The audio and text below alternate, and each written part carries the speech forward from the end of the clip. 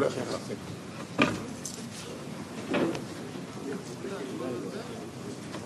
כן, נסיים.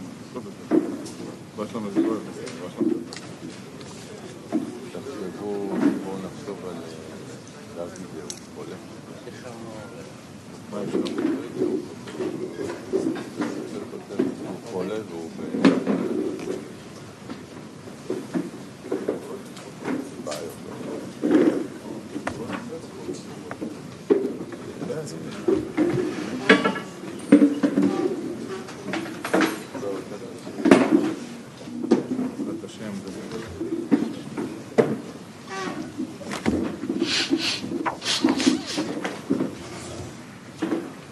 תקלה, אין לנו ג'יססת?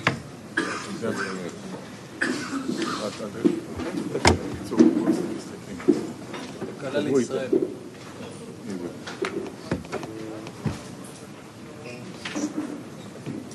הגעתי, אני רואה חזר ראשון, כן, הוא לא הוא פה בשידור, הוא מסדר סידור.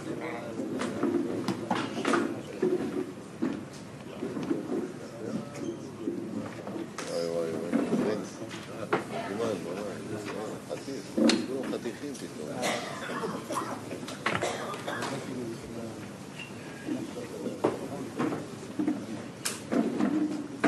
זה בסוף.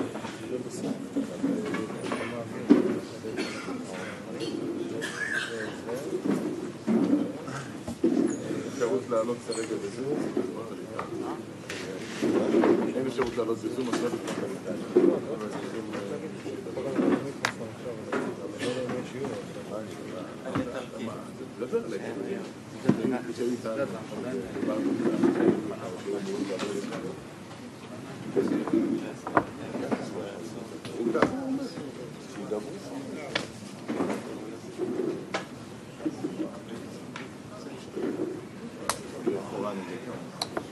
חד.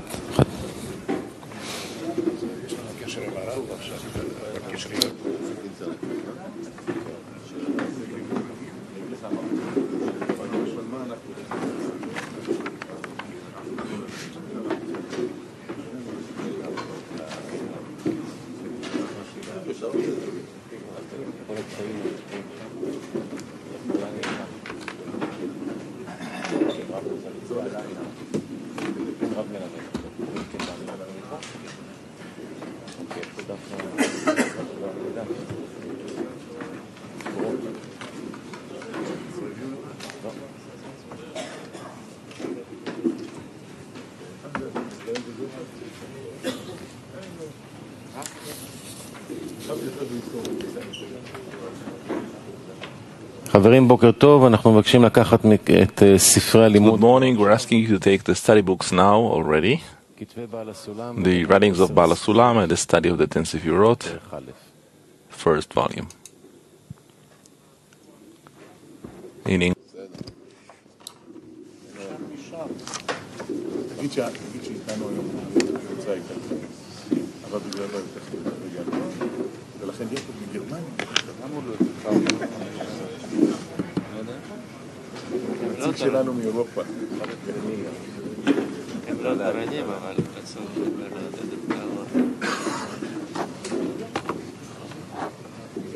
משהו עם השולחן, לא הייתי.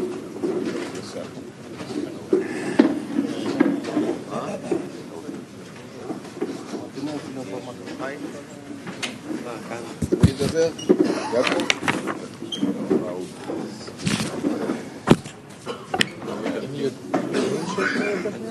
אבל לפני... כשהם מדברים, תכתבו להם.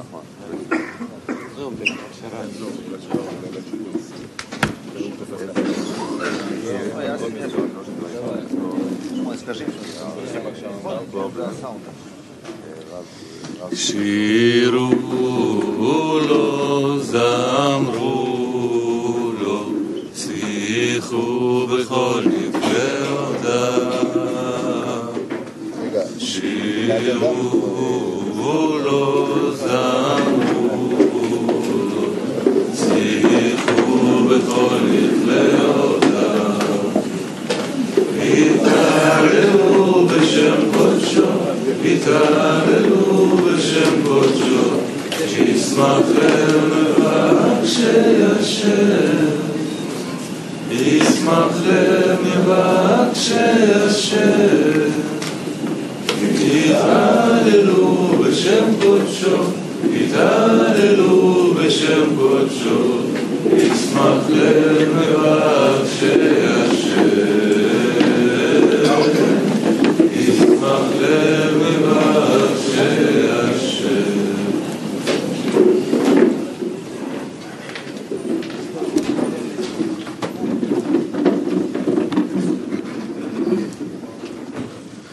בוקר טוב, עשיריות תורניות איתנו Good הבוקר. morning. The tens on duty with us this morning are Nahariya, Toronto, which is 10 number 12, Venezuela, and Bulgaria, and Petach Tikva, 10 number 21. We wanted Italy to go to broadcast with us this morning. However, we have problems, so Jacob from Germany will actually speak now. We wanted to convey this feeling to the society, the learning that we received from the friends from Italy who joined us yesterday to the Zoom meeting. We learned from them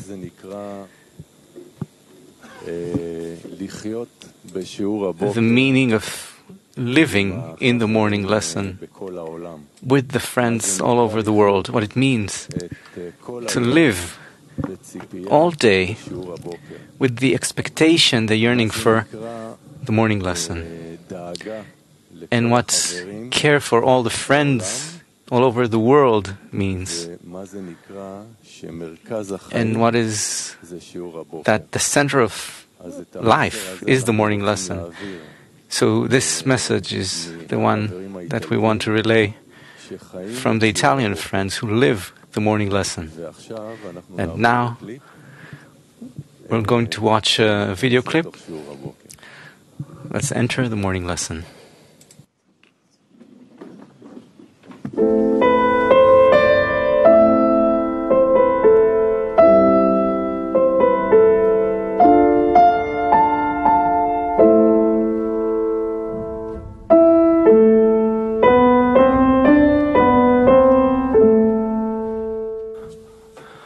Preparation for the lesson, rare excerpts from the lessons of Rabash, sometimes with clarification by Rav Leitman.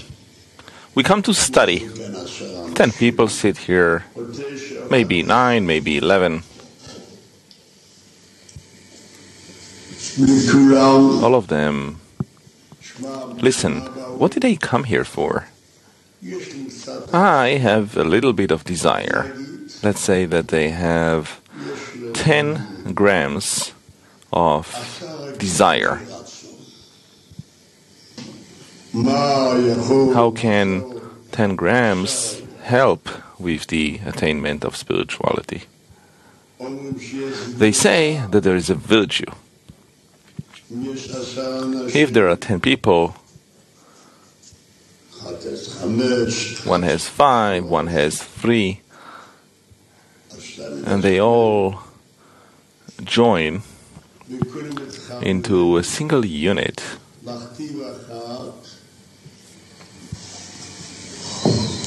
And each one is included with everyone. It follows that according to the adhesion of the group, so each and every one of them receives a deficiency from the other. Seemingly, a bad society also operates to make things worse, but it can also work to make things better. It follows that when we gather, each and every one should think, what is it that I want out of this gathering?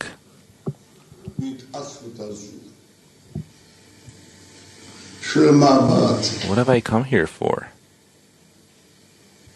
Either I have some goal, or it's enough for me as it is without a goal. And that too is good.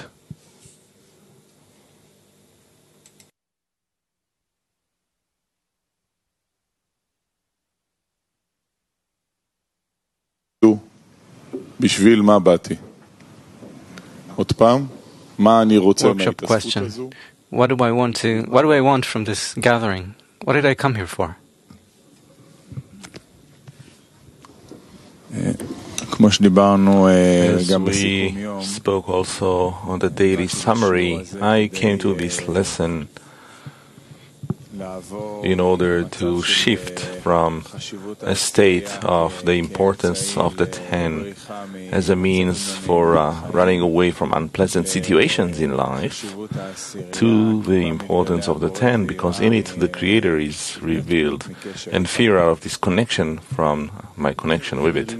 Yes, and in order to prevent this disconnection, and in order to sustain the process, we need to perform a joint action, which is to walk together, to be together in this process, to enter the lesson together, to be as a 10 together, above reason, beyond reason, and just to be on the path, on this path together, not just a collection of individuals.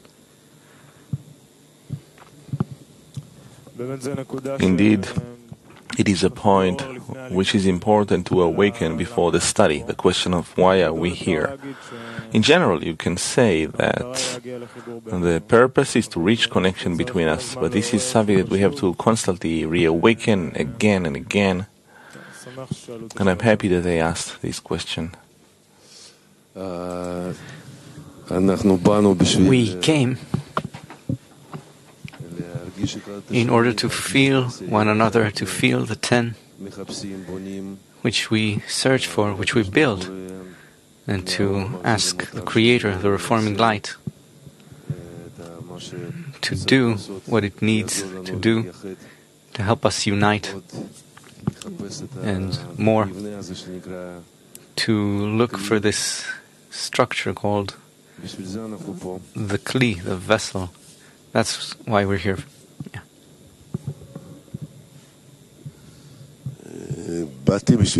I came in order to keep the covenant that I signed on a long time ago. If every day I would ask myself at 2:30 a.m., why to come here? Should I come here? Is it worthwhile? I'd be in a state which is a lot worse than now.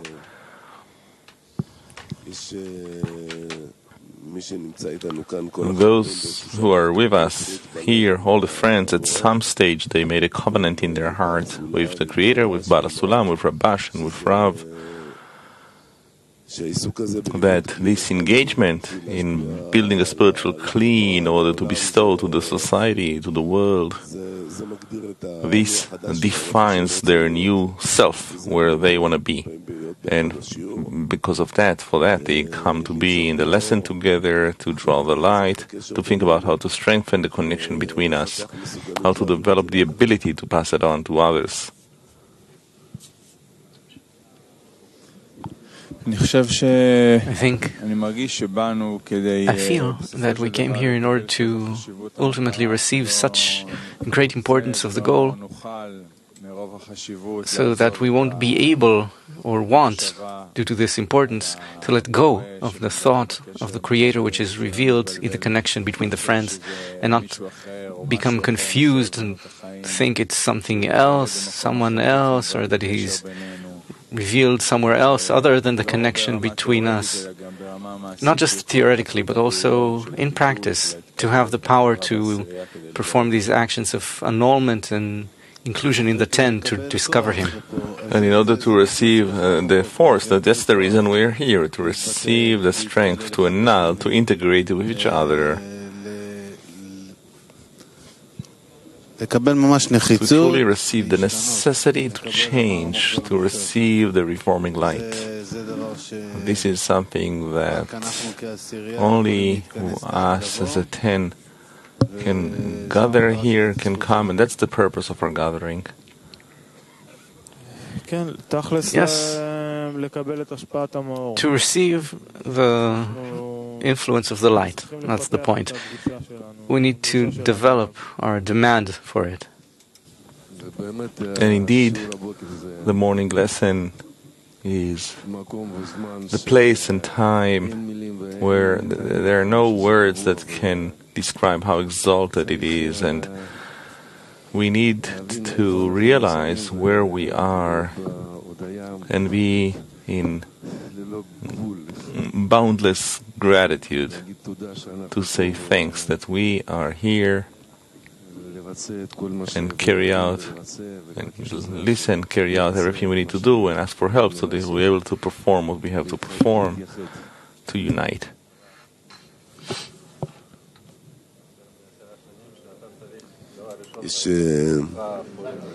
אנחנו בשיעור קוראים מתוך מקורות שנכתבו. In the lesson we read from texts that were written many thousands of years ago sometimes and describe things that happened as if they happened many, many thousands of years ago. But in spirituality, there's no time. We make the time. We can decide that now everything's happening and everything becomes one moment, a spark where everything that we read is now happening in the connection between us. And that's what we want to do. So everything that was prepared for thousands of years by the Kabbalists, we want to put it into the connection between us right now.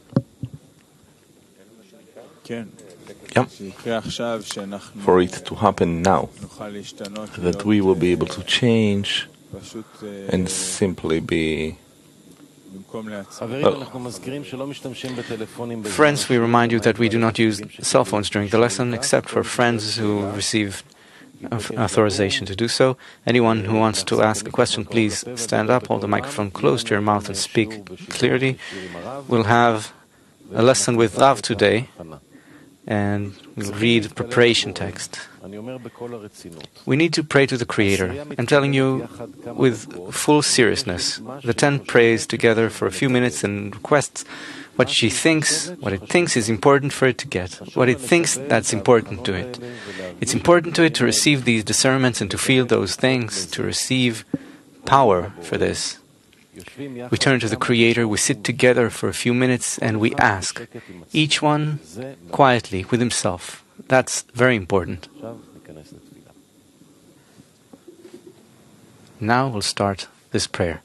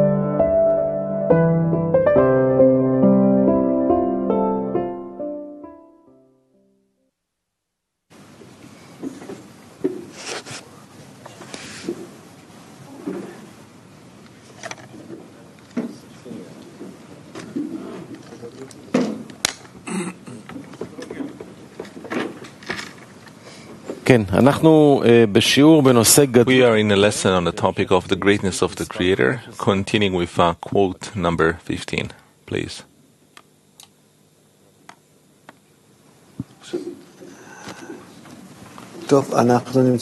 רבא, אם אתה שומע אותנו.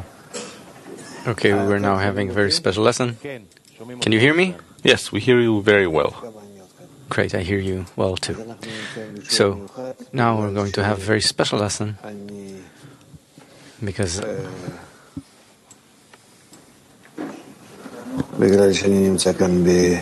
I'm here far away. For us it's 12 p.m. For you, a.m. and for you it's 3 a.m. And as per usual, today we are going to be learning about the greatness of the Creator. What can be said about the greatness of the Creator? It's one unique power which created us, which educates us, which develops us, and throughout the process, from Ein Sof, from the beginning of the thought, He shaped us and then prepared us through the shattering. Now we're after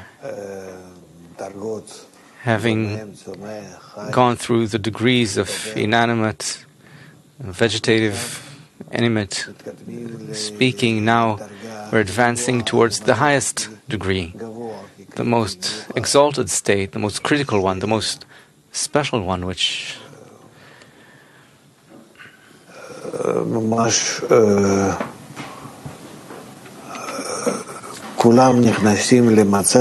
everyone are now entering a state where we'll be able to recognize the upper force, to know the upper force and to begin to work with Him, to be in contact with Him, to recognize His actions according to equivalence of form, meaning to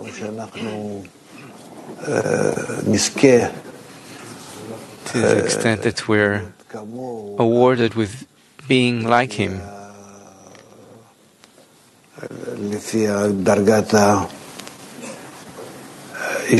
then according to that degree of equivalence of form, we'll be able to understand Him and to be like Him, to be exactly like Him, in the full sense of the word, to adhere to the very same actions which He performs.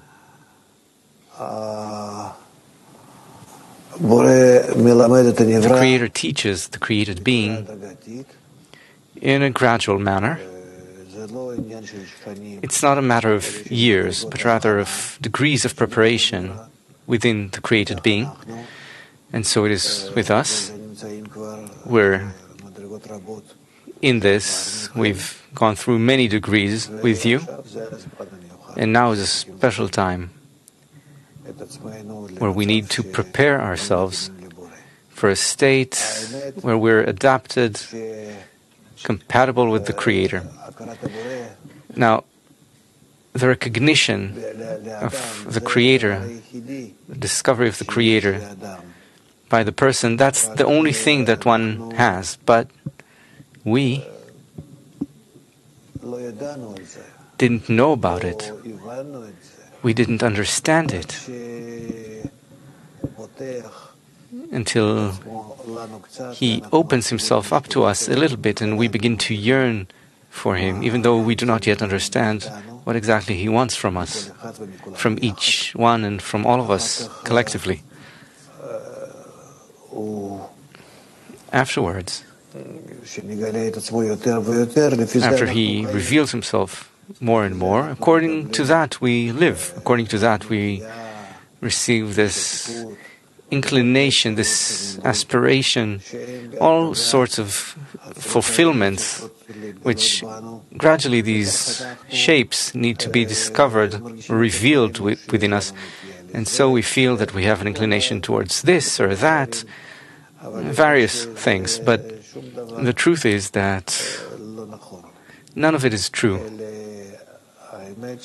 The truth is that all of our inclinations and tendencies are only for the discovery of the Creator, but in a concealed way. We don't understand that it's the Creator that we yearn for, and nothing else, and no one else. That we're not even built to enjoy anything else. And therefore, today, when we receive, when humanity's beginning to receive all these kinds of yearnings, cravings to truly know the Creator, this is the end of the road. This is the beginning of the end of correction. And so, truly, together with you, we are now in a very special time, very special place. The Creator pulled each one of us into this work. There are people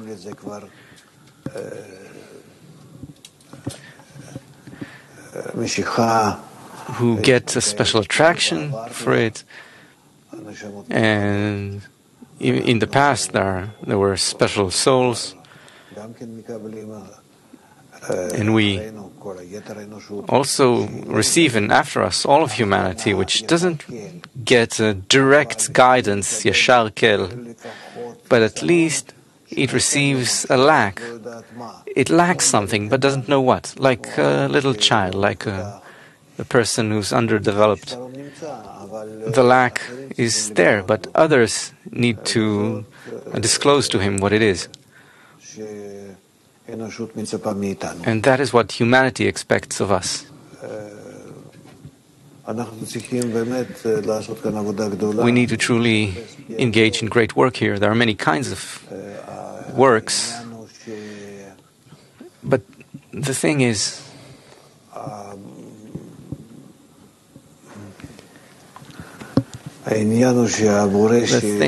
that the Creator,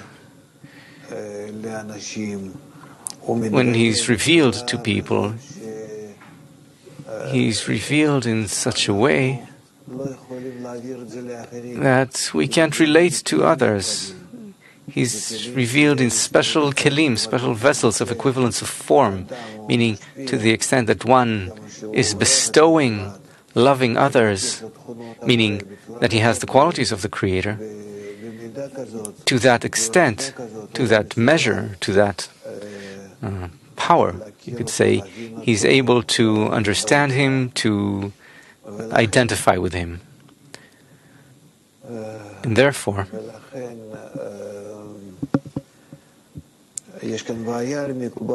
and so the Kabbalists have a problem here in disclosing the matter of the revelation of the Creator. They don't have the language. They don't know exactly how to convey it. And they have a problem. Like birth pangs, labor contractions. They received, the Kabbalists,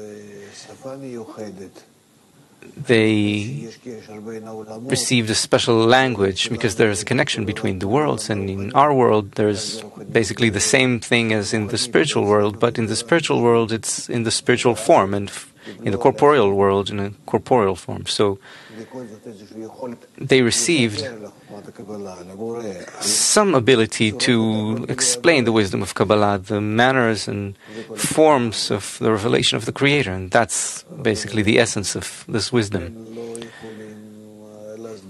And they cannot explain it, although the Kabbalists are the very same scientists but in science, in usual science, regular science, no one changes himself. So in his static will, he doesn't change, and he discovers nature, which is around him, on the levels of inanimate or vegetative, animate or animal.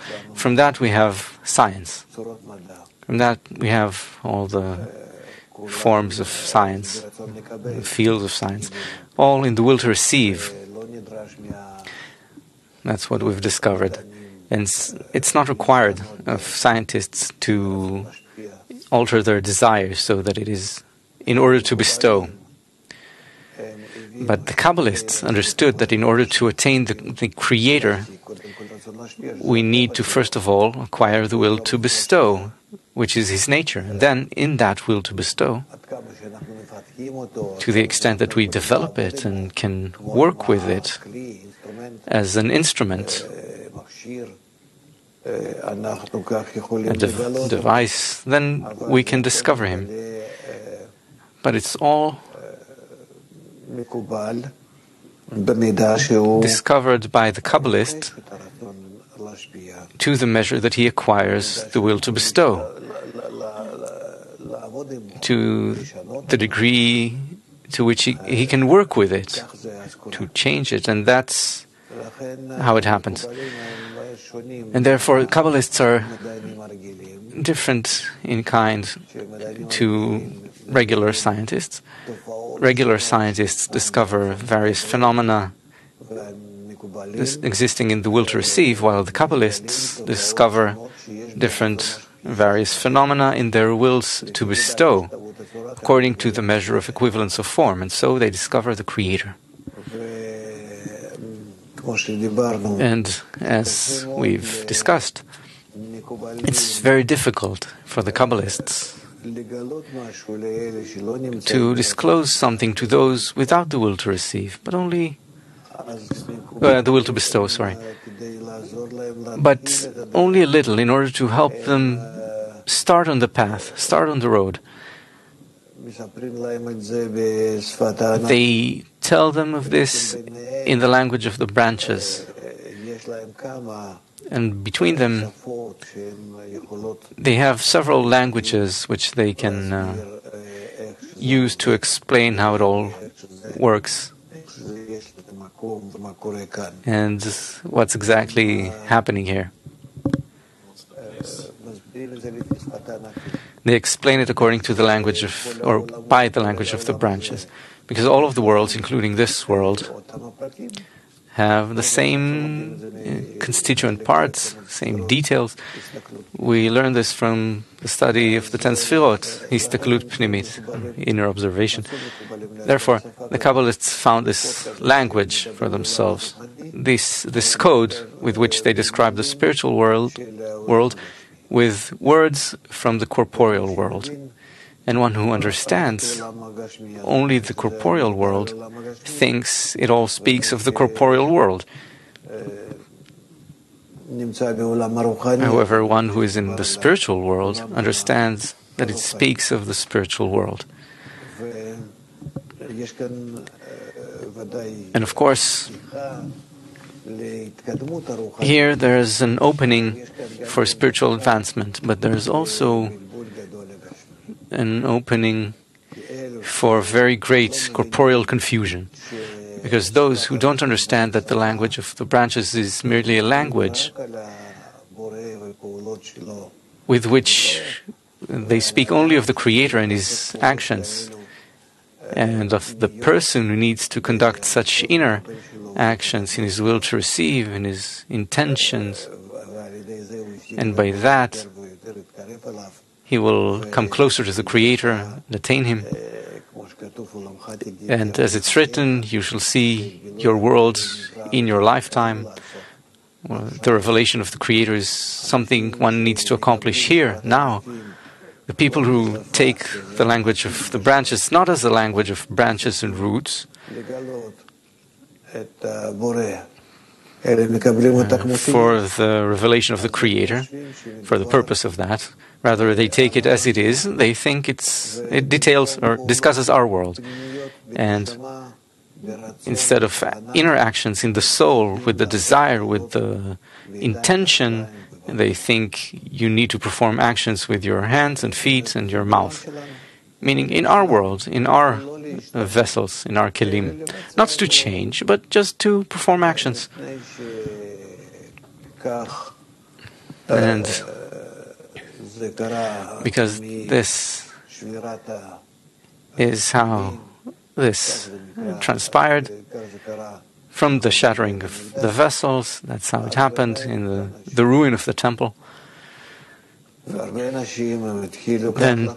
many people began to think that way, that there's nothing more than the language of the branches and one needs to do what's written. And that we have nothing else but to do it, which God created to do. So let's do it. And because our body is in our hands, so to speak, and the reward is within reach, so to speak, and we act, and everything is registered. What I did with my hands and with my mouth, it's all in my ability to perform, and I demand a reward. The reward is the next world. And so it turned out that the Kabbalists begot or allowed the development of such a branch from their revelation, from their disclosure of the wisdom of Kabbalah,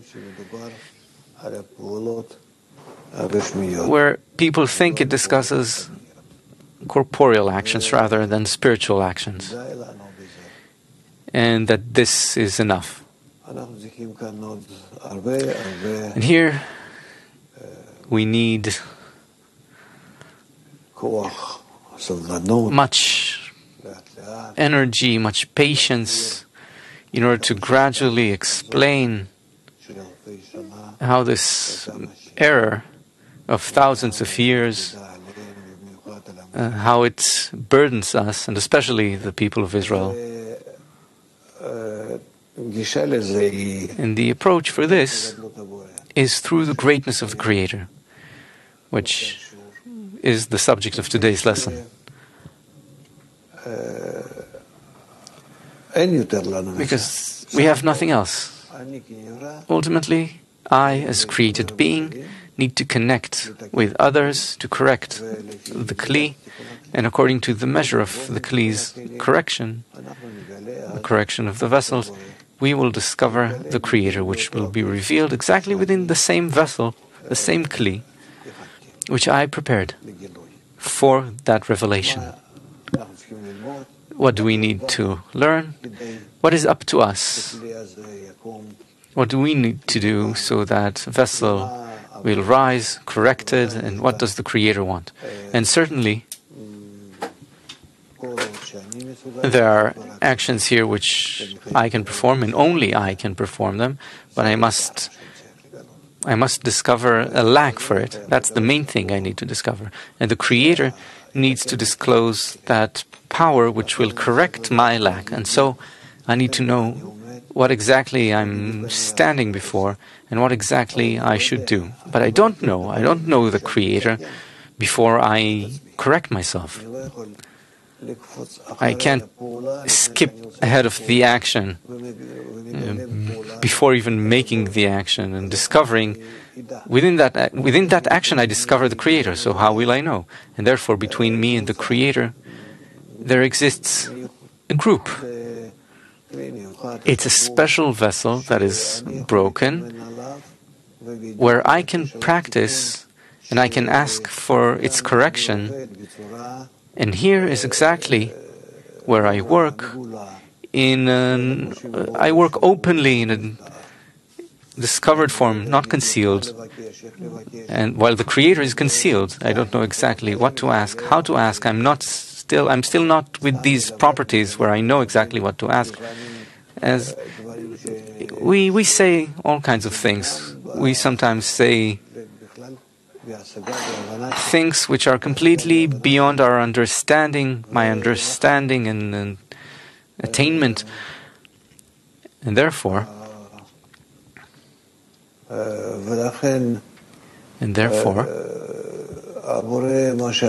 the Creator, what He did, He created the vessel, and we were within that vessel, and He shattered it. And we can ask over that shattering, because over that shattering it's easier to ask. I see that I hate the others instead of loving them, that I repulse them instead of bringing them closer, that I think of 1,001 other things which I can derive enjoyment from in this life, and it's not the Creator that I want. And so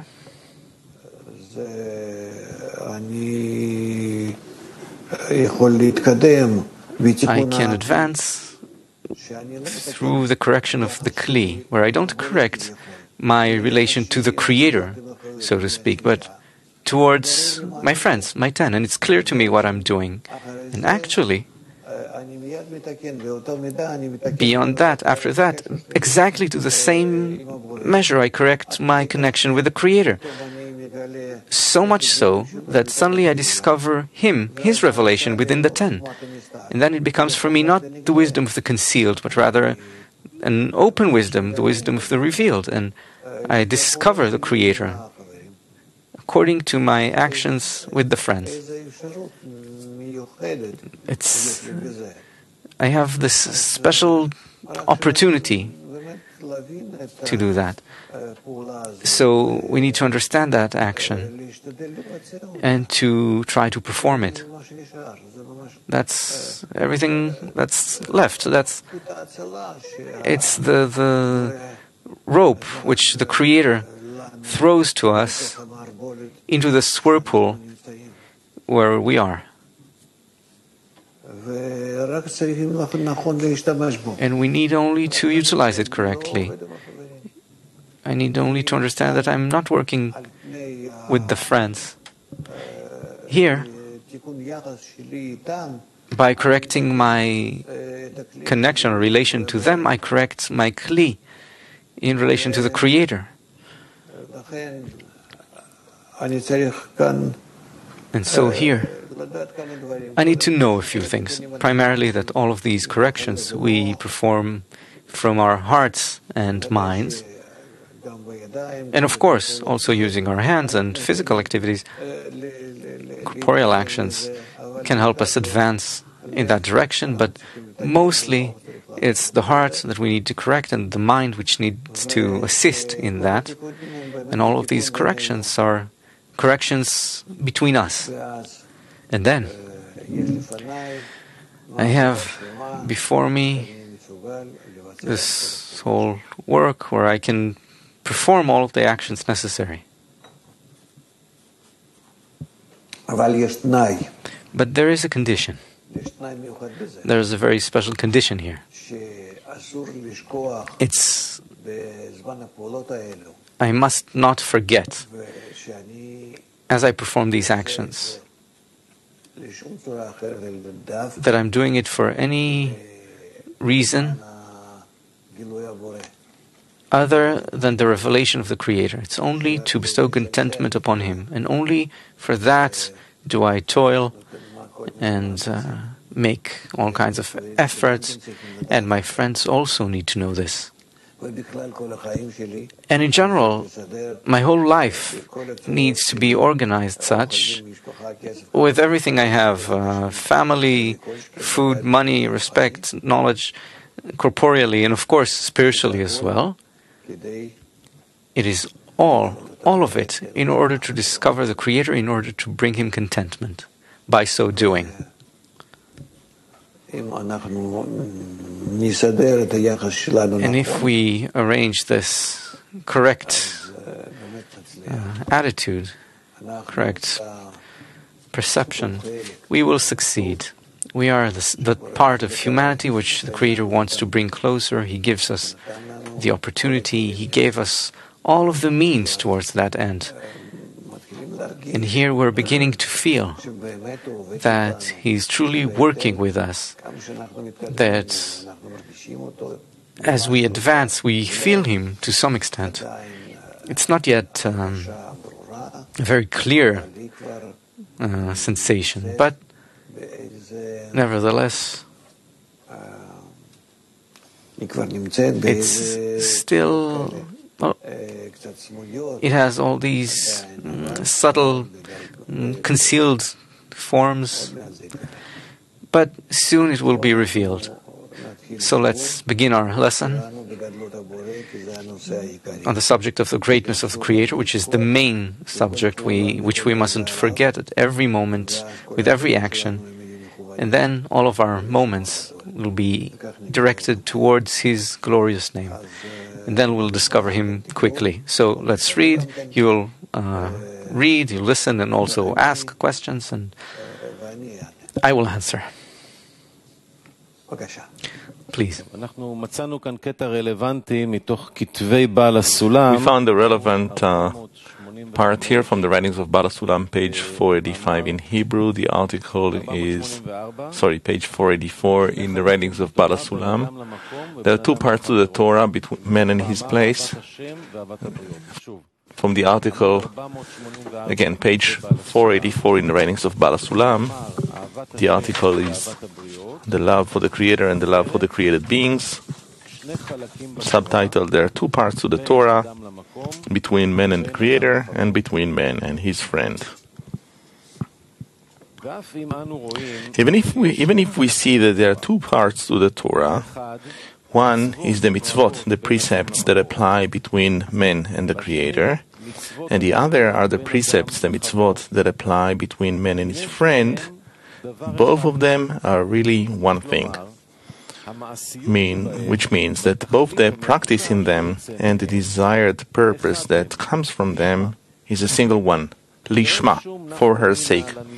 There's no difference for the created being whether he's working for his friend or he's working for the Creator, because this is how it is imprinted in the created being from his birth, that anything that comes from another is something which is empty and unrealistic. And because it is so, whether it is this way or that way, one is compelled from the beginning to begin with lo lishma, not for her sake. As the Rambam Maimonides writes, and the sages said, a man should always engage in the Torah, even if lo lishma, because from lo lishma he will come to lishma. Therefore, when we teach the little ones and the women and the ignorant, we teach them only to work out of fear and in order to receive a reward, until they increase their wisdom and get to know more. We reveal this secret to them bit by bit, and we accustom them for this matter patiently until they attain it and know it, and will serve Him out of love. Therefore, when a person is perfected in love for others and bestowed to others at that final point, he will also be perfected in love for the Creator and bestowing contentment upon the Creator. And there is no difference between the two of them, because anything that exists outside one's body, which is outside one's self-benefit, is judged equally, whether it is to bestow to one's friend or to bestow contentment upon one's Maker. This is as Hillel, the president, assumed that love your friend as yourself is the ultimate purpose in the practice, because it is the character and the form that is more clear to a person. And one should not be mistaken with deeds, since they are arranged before one's eyes, and one knows that if he precedes his friend's needs to his own needs, then he is in the quality of bestowal. Therefore, he does not define the goal as, and you should love the Lord your God with all your heart and all your soul and all your might, because in truth, they are the same. Because he should love his friend also with all his heart and all his soul and all his might. This is expressed in the word as yourself, because one certainly loves himself with all of his heart and soul and might. But with the Creator, one can deceive himself, whereas with respect to his friend, it is always stretched out before his eyes.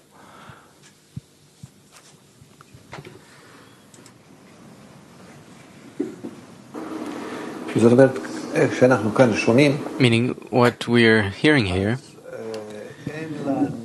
is that we have no work with the Creator, but rather to the extent that I come to the love of others. Others, for me, is everything including the Creator. But the Creator is hidden there, while others can be revealed. So to the extent that I expand, increase my love, meaning my connection to others, and it's such a connection where I don't connect with them as is customary in this world, in love, becoming one body, but as one body, meaning the love of others is very interesting. It's because I continue to hate them. I hate him, as is natural for me in respect to everyone, because of the shattering of the vessel. And alongside this, above it, I need to develop love towards him. And with that love, which I develop, if that love does not come above the hatred, where I feel that to the extent that I love him, I can feel how much I hate him, and these two emotions are equal, and love only covers the hatred. It's different than what we usually think about love in our world. We have love, we have lovers, they connect, they hug, they embrace, and suddenly they can feel that they hate each other. And then there was love before, it's not present now, but rather now there's hatred. And in the next moment, again, perhaps there's no love and no hatred, but love again. But how can it be?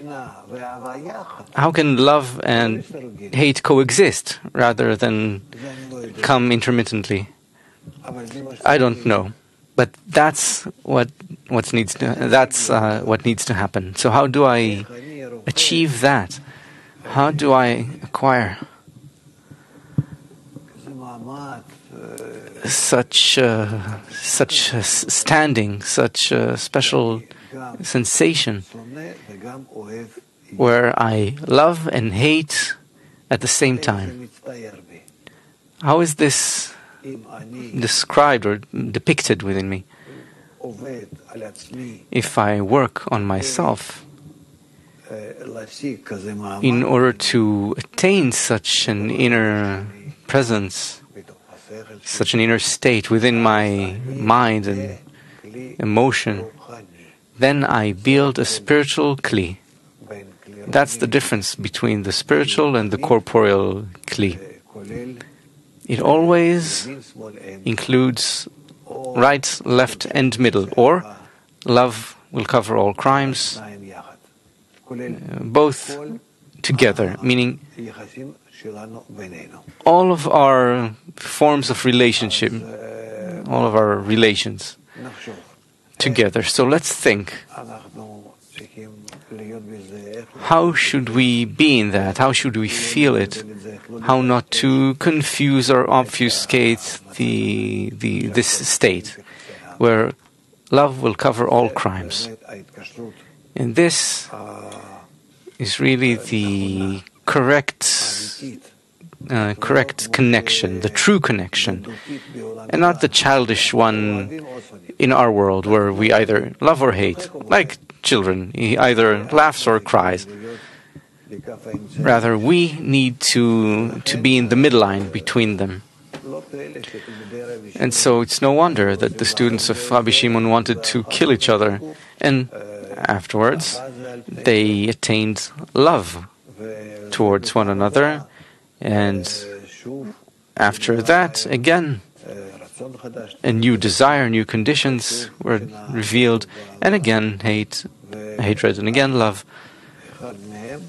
And none of them disappears,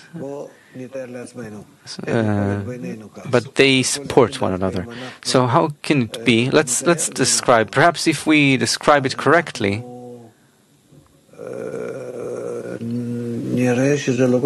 then we'll see that it's not so difficult. It's there, it's close to us, and we can sort it out. And we may even attain this very special kli. So please, workshop. That opposite sensation is good. The feeling of hatred comes from the ego. It's natural. It's actually a good kind of measurement. And on top of it, with that same point in the heart, with the connection with the 10, we need to build the importance specifically to cover it up, to build something new above it. And this is the key, the connection with the 10. Because as soon as I have this connection, I'm connected to a place that understands that hatred and love both comes from one source, and then I can hold on to these two facets of it.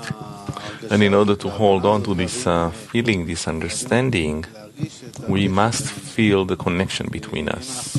Because if we don't feel the commitment to each other, and we don't feel that reality can be seen correctly only if it's one through the other, then each time we'll get lost again and again. Also, to add to this sensation, the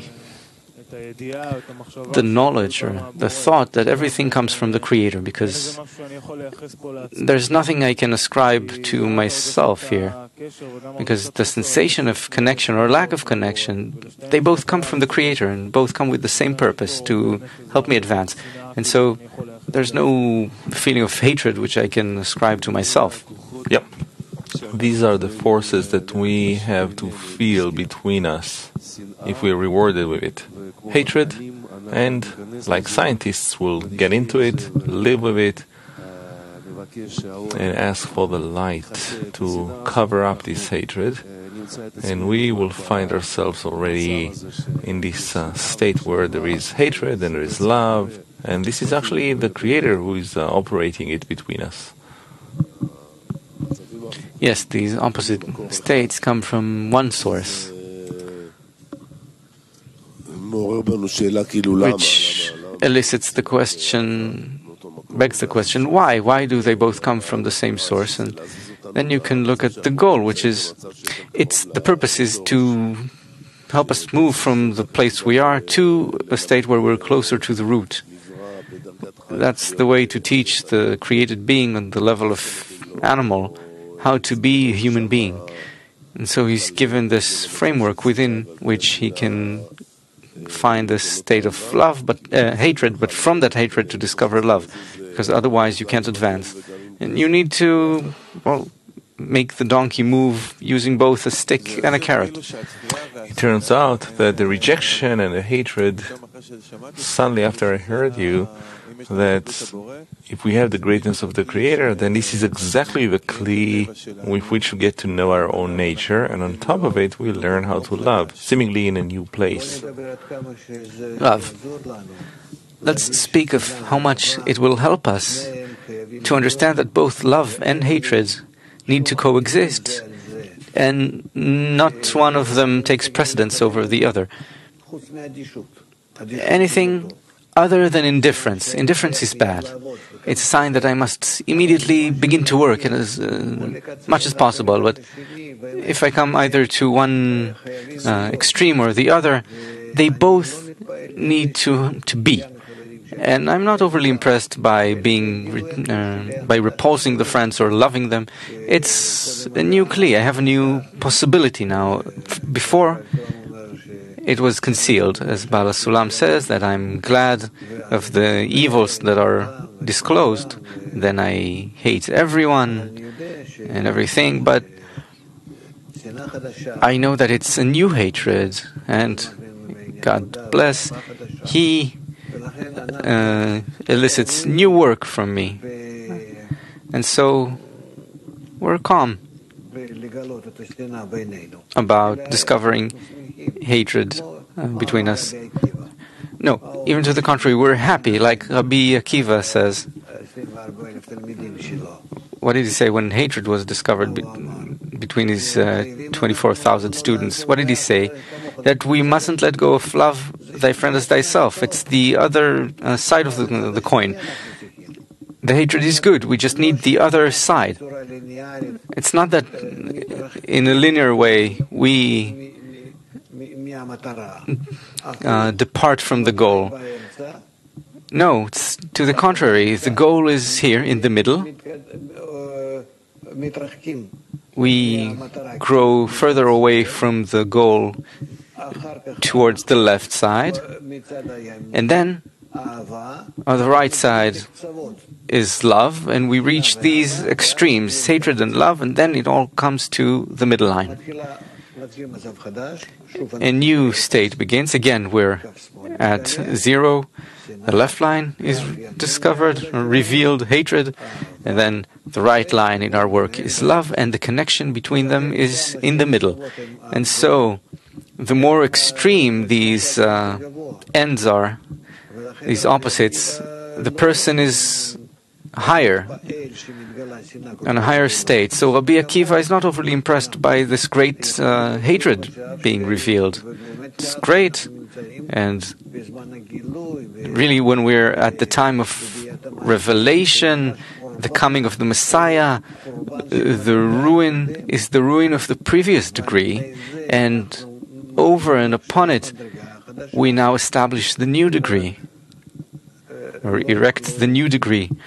But they could not contend with it, and therefore they went out to exile.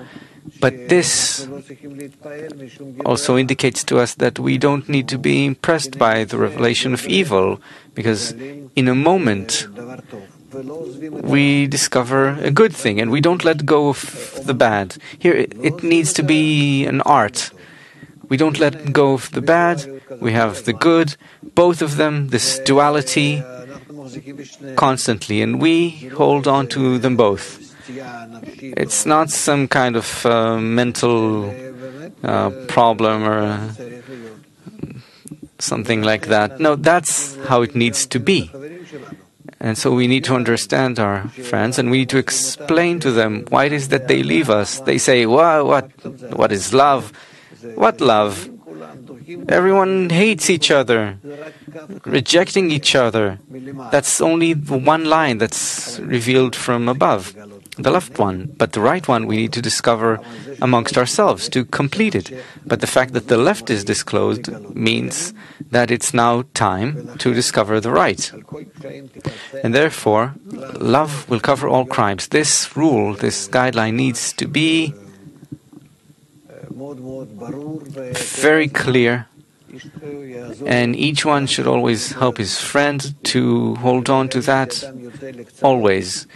At times when one discovers the extremes, left or right, he loses himself. It's all blurry. So how do we, in parallel with that, or together with that, can control our states and to discover our states in such ways where we ourselves, in our expert point, in our scrutinies, are above the left and above the right.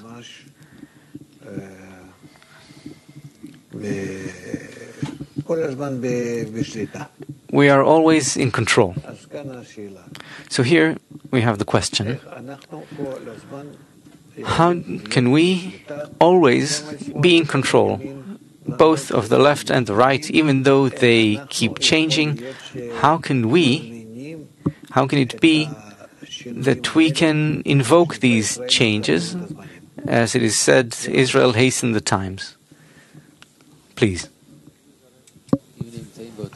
If we're under that same control, we're already in balance, because if you have only one force, it needs two balancing powers, and the natural power in us is the ego, and the force that we have to constantly increase is the greatest in importance of the Creator, and that is in the society. According to the importance of the goal, the importance of bestowal, adhesion, we can come to understand that without oviyut, coarseness, there is no adhesion. You can't intensify this or magnify this adhesion. So a person who has this importance, he observes his progression maturely, he can understand that he won't have what he has now without more coarseness. So then he begins to respect the left because it helps him adhere to the right. But beyond the understanding, it should come also in the feeling that we need to be happy about receiving states, and when hatred is revealed, we should look at it correctly. For that, there has to be common work of us with respect, so that each and every one will be able to see it this way. And in order to see it this way, well, we need the greatness of the Creator. It should be important for us to reach our common goal, which means to reach the quality of bestowal, and then we will truly be able to see that these are just means, it's not the final goal. But again, it all depends on how much we want to reach this goal, and this is something that we can get from each other. In order to be in control, one needs to be, to some extent, outside of himself, a little bit outside of himself in order to be in control. That's necessary, meaning to be a little bit in the 10, in order to have control over the good and the bad, which is discovered within him, so to speak. And in whatever we don't want to be, we have to get support from the environment. Even if we understand what it tells, what it's written, and we understand the way and how the system works and all of that, still the emotion is too strong. And when it's in control, it's in control. And here we need some reciprocity from the environment. We need to see that we're all in the same work. We have to use the ups and downs of each and every one. In short, the person cannot save himself from prison. Yes, we need to maintain ourselves in Avut. We need to ask the Creator for help in order to be in these states. As well, in our life, we go through such states because we have a goal, and we know that on the way there we need to suffer. But here, the matter is hatred and love. It's internal. So let's focus this work in the 10 and not in the life outside of here, where we go through this for now. When Rav talked, kind of it dropped, it dawned on me that there's something special in our way, that we need to have a teacher who is one step ahead of us and helping us not to get confused on the path. Because when there is a group or a person that is in the process of development, the next degree ahead of him is not familiar to him. If it was familiar, he would already be there. So someone has to guide him there so he doesn't get confused, because he has no clue about what the next degree looks like each time.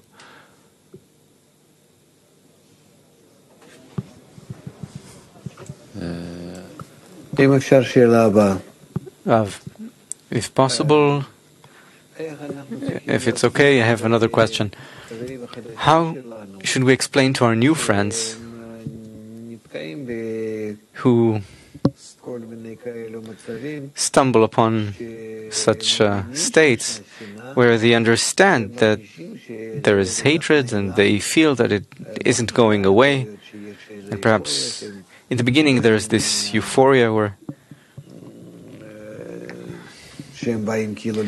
when they come to connect, and how do we explain to them that the connection in the 10 is something completely different to what is customary in all sorts of connections in this world. Our tents are not, like all these coaching groups or that you have in all sorts of methods, all sorts of groups. Rather, our method of correction is more appropriate not to people who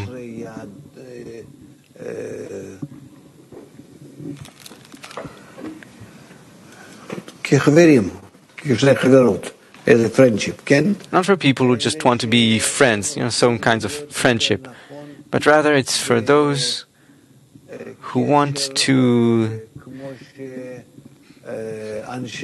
have such a connection which is similar to people who have business together, partners in business, where there is hatred, but also connection. Let's not call it love, but connection above the hatred, where they constantly check if it's worthwhile or not worthwhile to break that, to breach their contracts, to kill each other even, or all the means are available to them. So, how do we explain to beginners? We are also beginners. So, how do we explain what's so special about our connection in our society, where all crimes are covered by love, and not that love will erase the hatred and all those crimes, and that this is how we exist with this correct understanding that this is how it needs to be. And we're happy being like that because we're standing on our 2 feet, and we maintain control over this whole situation.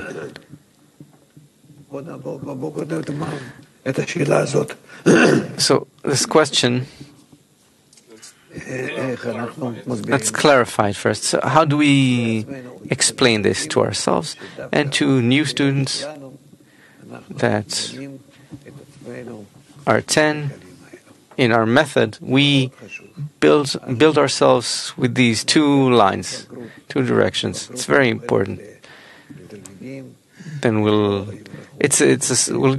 help our students become mature. It's a certain kind of maturity, so that they won't run away when we discover hatred between us.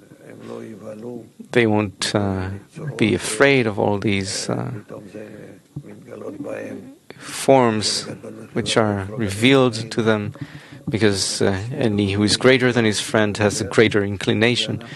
The left line keeps growing and growing, and God forbid we don't need to diminish it and to make some kind of holy people out of ourselves, that we're above the will to receive, some saints or something. Rather, the revelation of evil, the vessel, is discovered from the shattering. The shattering is discovered as deeper and deeper, and above it we build a good covering. These 2 lines are within us, and so in a mature way we advance. Please. There are many manners here, both in terms of explaining this system, which is more of an intellectual explanation, where we realize that after we exist after the shattering, so all of our revelations have to come from the shattering, and also emotional explanations, which are more about engulfing a person with this inner arvut and intention, as we sometimes feel it in a convention or in a morning lesson, and then one is filled with confidence and the understanding that, wow, it has to be this way. And also practical examples, which one takes from himself, meaning things he can do and can't do, whether or not he can tie the Creator to every situation in life, or perhaps to show that he can help the friends because he sees that everything that happens to the friends, it's the Creator's work, and it's all these little examples which can show to a person that this is a true path. It's not. The feeling of hatred is unpleasant usually, at least at first. And the natural inclination is to blur it, to erase it, not to want to feel it. We need to emphasize the benefit from it, the fact that this is actually an indication that we are advancing, and also not to attribute this feeling to us, ourselves. And our lives are divided like that, to bitter and sweet, light and darkness. Love can't be disclosed without hatred, without that place where it can be felt, that love. And that's what we need to explain to ourselves and to new students, that this is the development, this is our development, and we need to be mature here. The Creator makes us bigger, grows us. The key word is exactly that, development. We need to remind ourselves of the purpose of the gathering. We've gathered here in order to rise and become a man, Adam, not to remain as a beast. That's what the development is about. And in this special way, we develop hatred to the degree of the beast, we develop great love to the degree of Adam, of man, and we hold on to both lines together until we truly move towards this state where you are entirely only on the degree of Adam. And the development has to come from these two forces that push from behind and pull you from the front. You can tell the new people, perhaps the new ones within us, that everything outside us is the Creator, the way the Creator is revealed. It's part of our soul. When some hatred awakens within me towards them, some negative kind of attitude, it's exactly where the Creator is inviting me to invite Him, to correct it, to love. And here it's a kind of the greatness of the Creator. If it exists, then you can use all the states which are discovered between one and others in order to come closer to the Creator.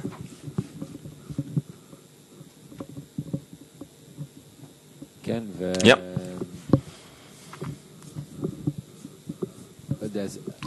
I don't know to explain it. It's simply according to the law of nature.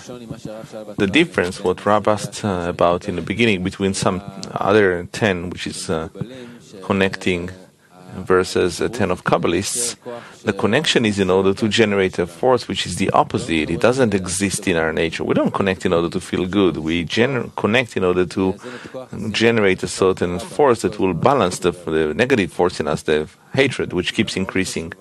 This is a very important point. It's not us who conduct the correction. The despair is because we seemingly failed. We tried to connect, and not only we didn't manage it, we discovered more separation, and that's frustrating. But we need to move on to a more spiritual kind of psychology, that this is success, because by revealing the evil, we discover a need. And only the light can perform the correction, and all of our actions to connect are only to come to that need to draw the light. And this is the point where the irrational comes in. Then suddenly to say that the reforming light is what will change us, the ego cannot hear that. The ego constantly wants to say, I do this way, here's an order of sequence of actions, 1, 2, 3, 4, and then I succeeded. If I didn't succeed, it means that I didn't do it. And here there is something which is called necessity, the necessity to change. And if you don't have enough necessity, enough urgency, the Creator won't do His half of the shekel and you won't change. So this is something which is very subtle, very problematic to convey this point of confidence. Yeah, you can say many things, but it's really a must to accompany everything that we do with proper explanations, to show it in the writings as much as possible. But ultimately, you're convinced by how you feel. We need to try to relay that feeling of confidence. We need to make them feel it. How to talk in such a way to new friends and the new friends in us, so that they won't be afraid from such states and enter this kind of work. Like we're talking to kids and we tell them bit by bit what we're entering.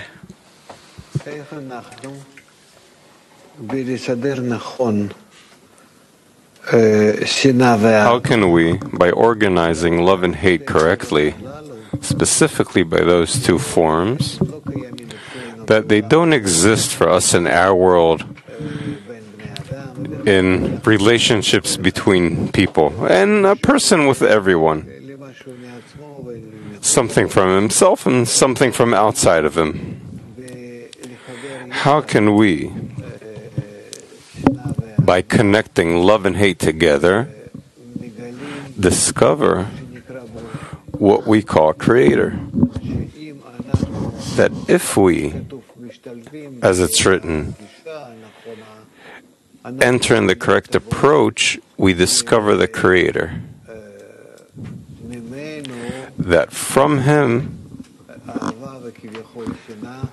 the love and supposedly hate comes out from one source that has all the abundance.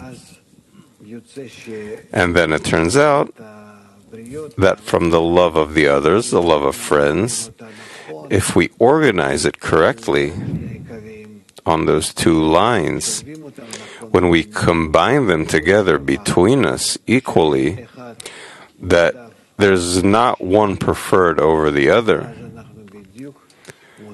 then, exactly then, we find the Creator, like in crosshairs, that they have to be equal.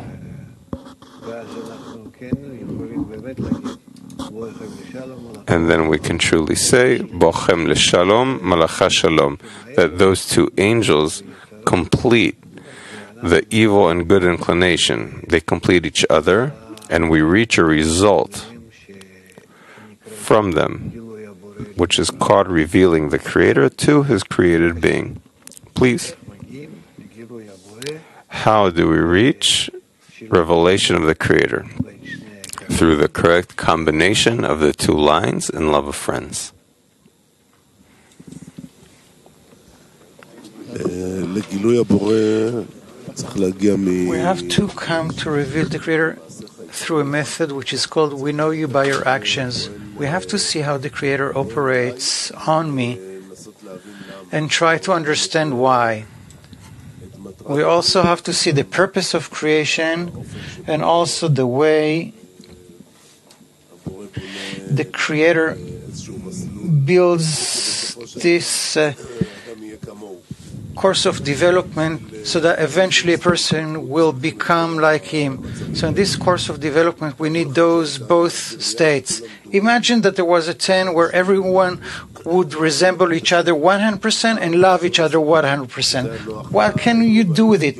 It would be convenient for the ego and they would die like they started with. Nothing would happen.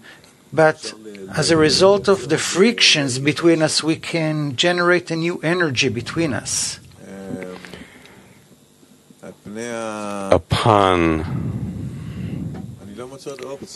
Well, I don't find another option. We're speaking about coming to love of friends and bestow and a revelation of the Creator. If we truly mean it and constantly check our attitude towards reality, if it's an attitude of bestowal and love, if we won't discover the opposite, how will we need the help of the Creator? How will we truly need the help of this force? We need from our force, from our work. Even logically, we have to find this necessity, what we're lacking, in order to create a new desire in reality to truly bestow. So we need those two forms to be revealed in our work and our attitude towards the friends. Yeah, and revealing the Creator, it's the revelation of the middle line every time. Every time anew, this is the revelation of the Creator. And the work is constantly, there's nothing to work with the left hand. It exists in us naturally, in each and every one of us. But we have to keep aiming to increase the importance of the goal.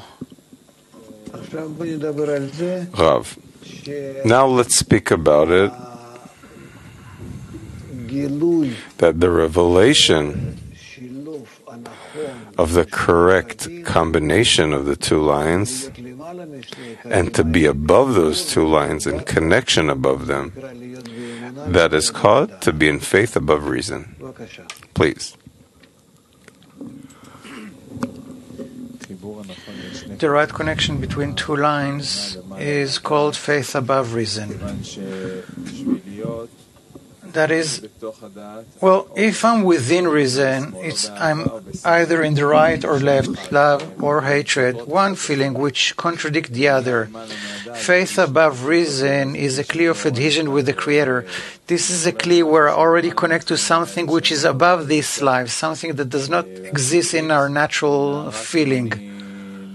But only if I'm connected to the root of these two feelings, only then I can rise to it.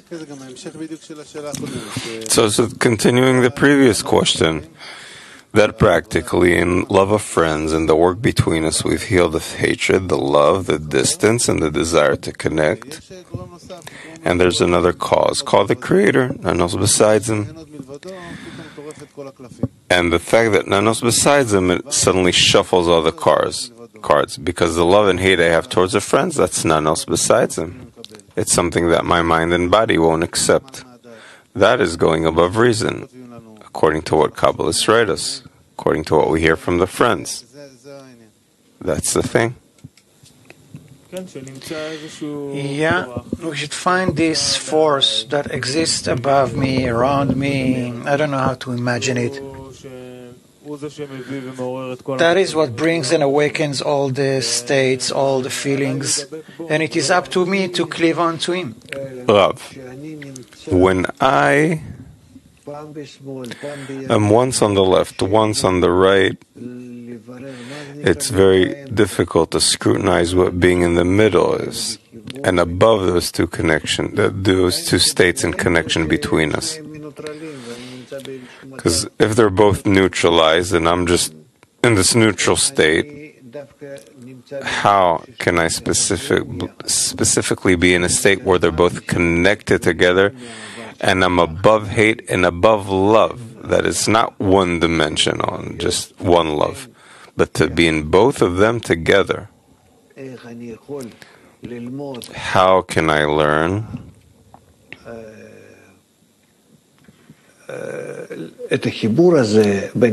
this connection between love and hate, specifically by being in a group? Because if not in the group, I can never learn this. Because from one I see that, from the other I see this, from me I see something else. Specifically, my work with the friends helps me rise above love and hate into connection with both. When each one adds of his own, and specifically like that, we implement the middle line. That specifically is the temple, the connection between us, that lets the Creator be revealed, and not personally, but in a collective group way, in the 10, as a Havaya that fills our vessels. That every vessel is Malchut, which is hatred, and every vessel is Keter, which is love, and then we're all connected in different ends. So my question is this. I myself can't reach the correct combination between love and hate, that they both remain and both support one another. How can I, by being with the friends, that each one tries to do this, man will help his friend. And what exactly will they help? That we can connect on the middle line.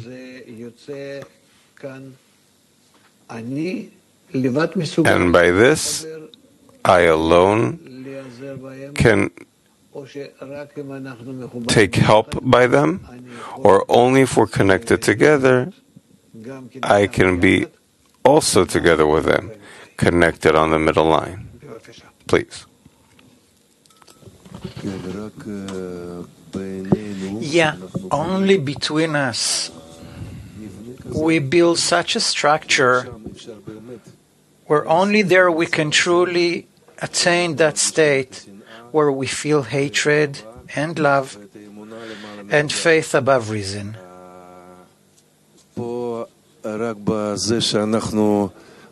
Only by holding on to this structure between us and asking the Creator for help so that it will help us hold on to this structure, that's the only way for us to succeed together.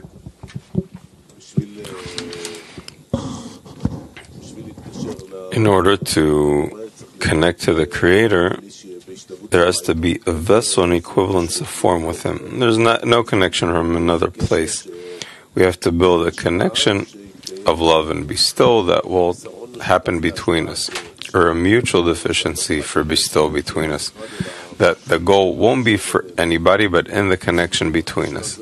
And in that connection from the center of the group, we can get a true deficiency to bestow. Now, love and hate, it's like two opposite symptoms.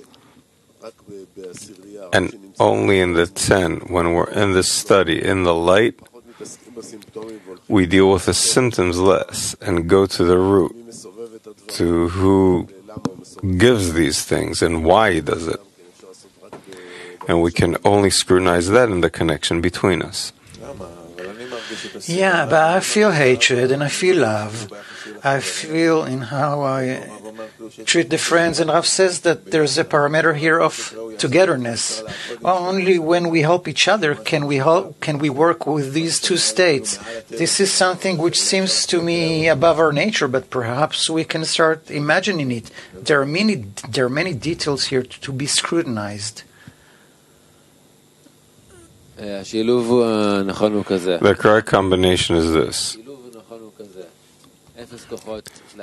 0 forces to invest in the ego and 100% to invest in greatness of the goal. That'll bring it. It will bring balance because I'm not the one bringing balance. Not even my own individual investment. It should be, as the friend said, a mutual investment. And then we can activate that force of importance where everyone can be nourished from. And not to be too impressed from all these vibrations to the right and left. Rather, we should be connected because we're holding on to each other in an inner embrace, and the Creator is holding us together atop those two states. Yeah, and it's also to help each other to be in the correct attitude towards these states, a good and bad state. Are we entering and being sucked into this bad state? Or do we always remember that it's part of the path, it's part of our research, it's part of our revelation? This memory, this approach can only be towards one another. I can recognize it in the life of the friends, there's none else besides him. And I can't recognize it in my own life. And that's our salvation of one another, and each person knows it on himself. He connects all his problems, good and bad things, through one solution or another that he has to implement. But towards the others, you just say, none else besides him. The Creator's playing with you. And it's really things in our work.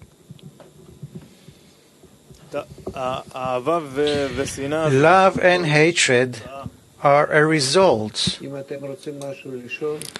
If you want to ask anything, I'm willing to accept questions and answer if there's place for it. You let me know.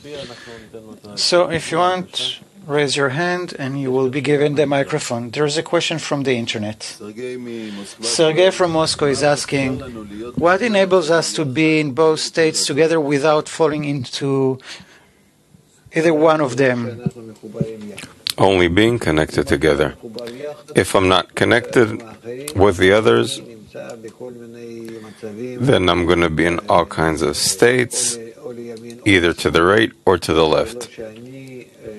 And not that I'm in control, but they're in control of me. That's how the Creator teaches me that I'm actually not an Adam yet, but I'm still a beast. That He is activating me without any participation from me. My participation with Him, that meaning I'm an adult, I'm mature, I'm growing, my participation is by starting to be with the friends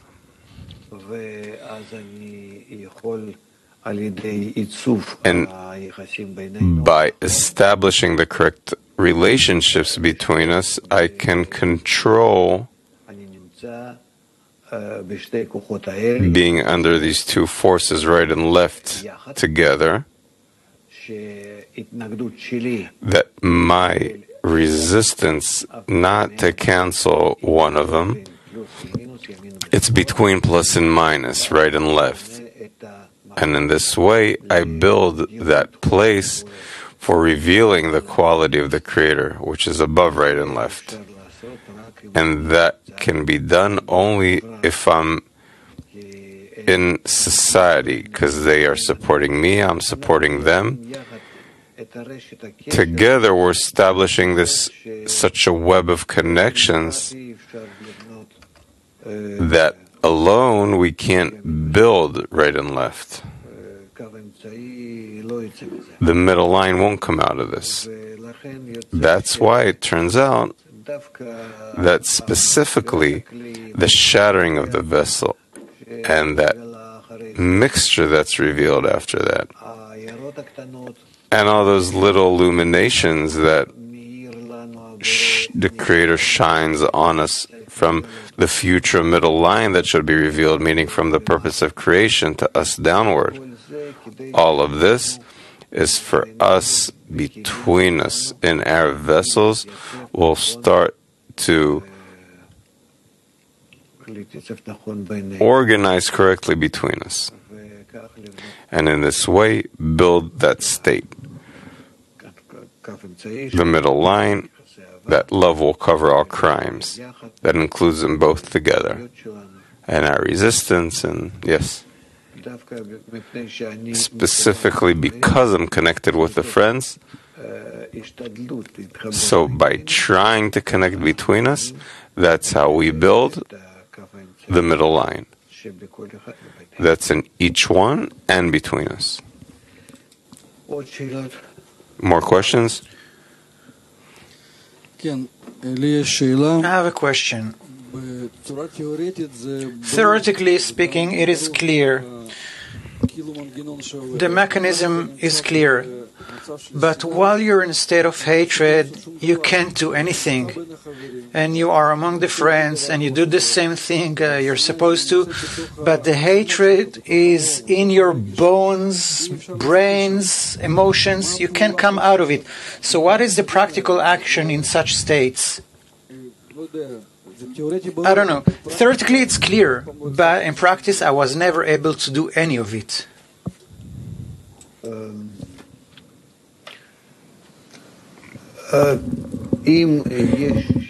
If there's connection between the friends on a very small degree, but it's still connection, commitment. Well, and obviously a certain experience that between them there's some connection, so that mutual bestowal should hold a person in a state where he feels from them that they exist in order to find the middle line, that they work on themselves like in a lab, that it's not that each one suddenly becomes neutralized and disconnected, but that they all work in a certain experiment, that they build a new vessel. And obviously there's hate and love and rejection and attraction, and each one helps the other in the end because there's no choice that we are there to build and be built. And to keep reminding that that is what we're doing, that's a must. That's why the attitude towards the connection between us, it's not that, how do I say it? It's not by chance, and it's not because we have no choice. But it's building. We came and we're building in our hands by ourselves. That's how we build the vessel to discover the Creator. That we're organizing something with our hands. The moment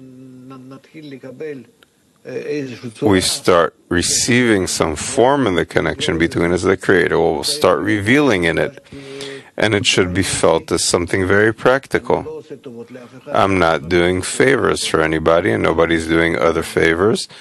We have an opportunity to implement these actions. It's exactly as we're building something from parts,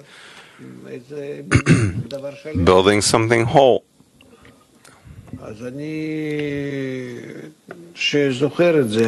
So when I remember that,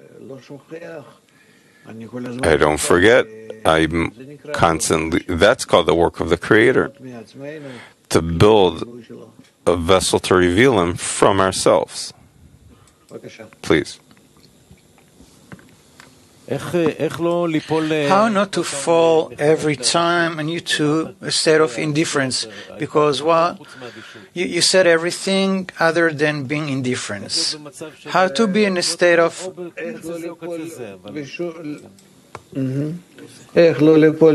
How not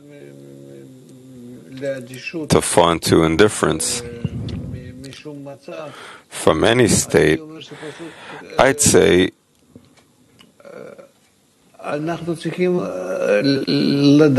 we need to know what we're doing.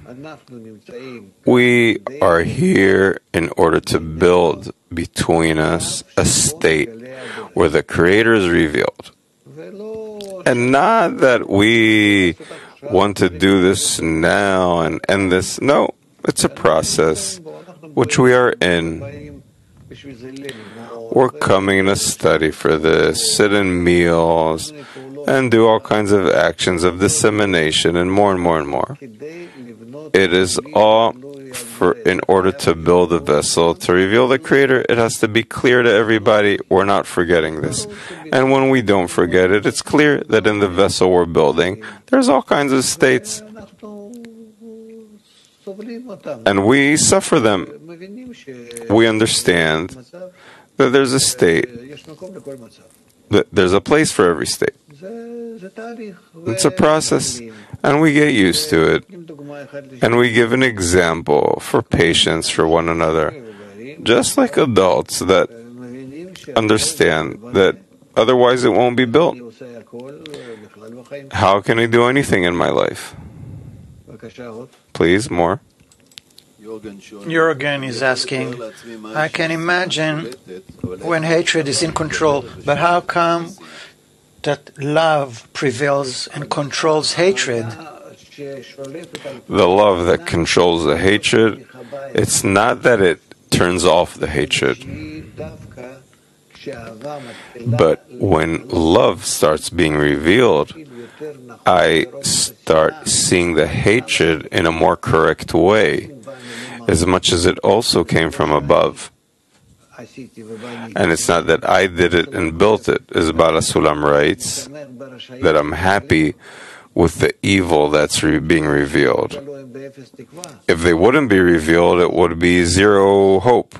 But the fact that it was revealed, so put your eyes on them, they will fall into a sack of bones.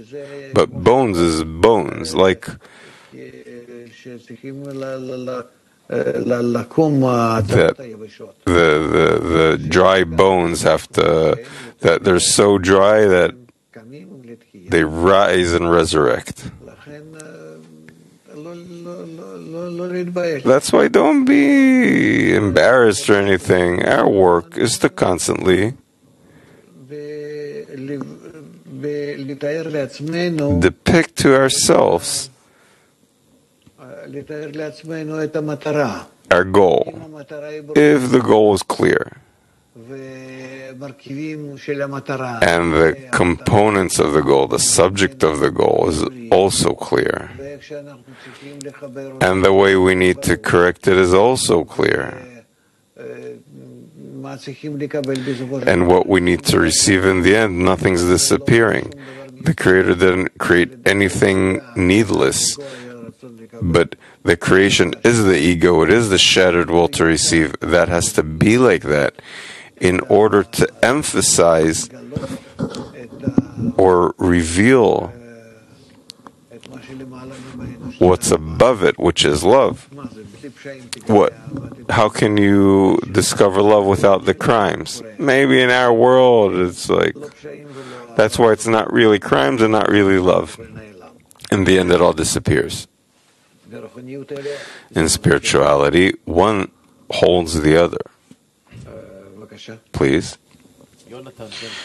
Jonathan, the explanation about how should we treat that state is clear, but the question is, when there is a friend who is incapable of doing this work, and obviously the 10 has to help him do that. So the question is, how can a 10 help a friend? How exactly can a 10 help a friend? And what should a friend do in order to accept such help from the 10, in order to rise to working in the middle line? I'd say this: to help a friend that still can't participate correctly, we have to understand him, that he doesn't understand yet. Maybe he heard it like us thousands of times on love, on connection, but it didn't go in deeper than his ear. It didn't reach the heart. And here we need, because behind the ear, after the sound waves, we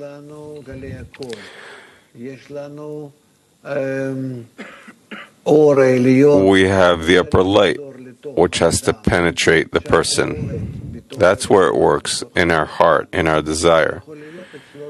And it could be that for him it's a very tough heart and doesn't hear to such an extent that he makes fun of us and doesn't understand us. And he's here because he has nowhere to run to. And we hold him from above. He's held from above between us. That's why we also have to hold him.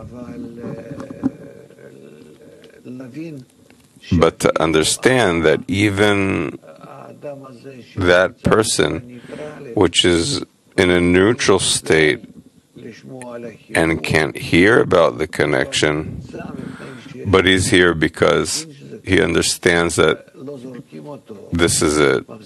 So we don't toss him out, we hold him here, and we have to agree that he's here and he's growing.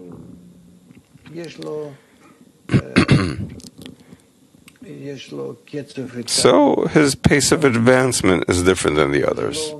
And it doesn't mean that he'll be less than anybody. It could be the opposite. Meaning we have no choice. We have to take care of him as our advancement. That's one thing. The other, so what do you do with him? As much as we can, pull him in, throw a rope that he won't drown, and we hold him. Yeah.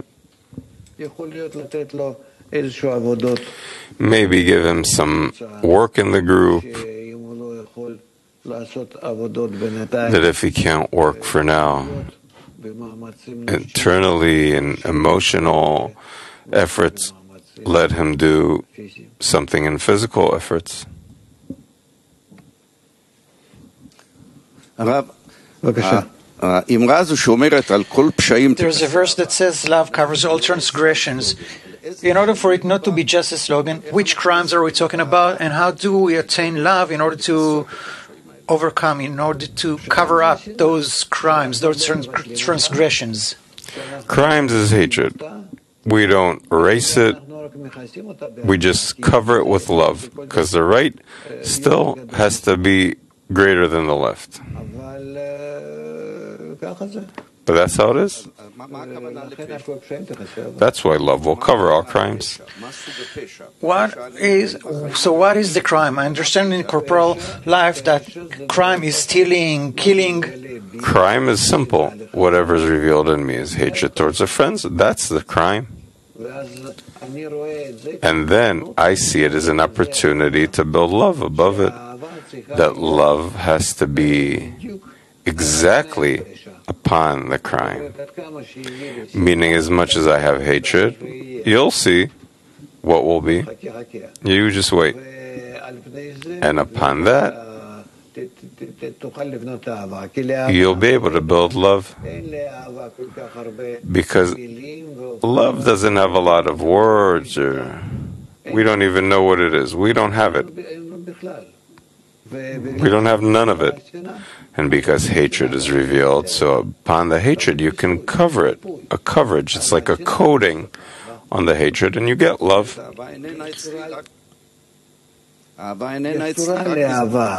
It's connected to love. There's a form for love because you have hatred and you cover it, you coat it with love. And then you get the form of love.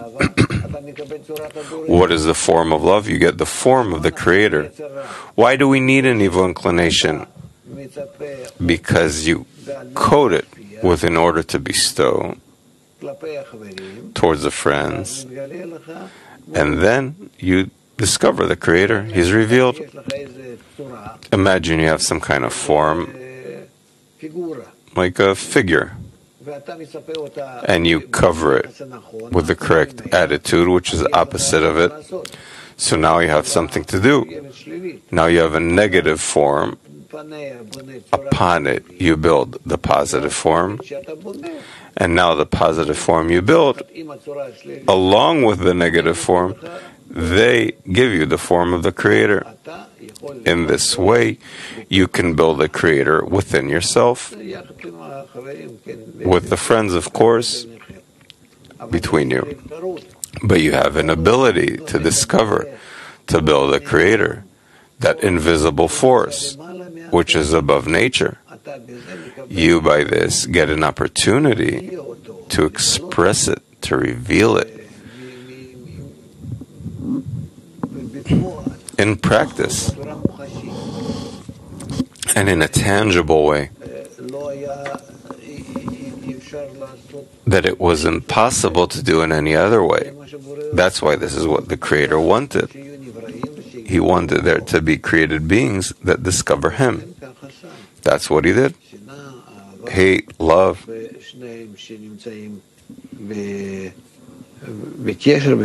they're both in such a connection between them. Then they discover His form, His picture, and it couldn't be one without the other.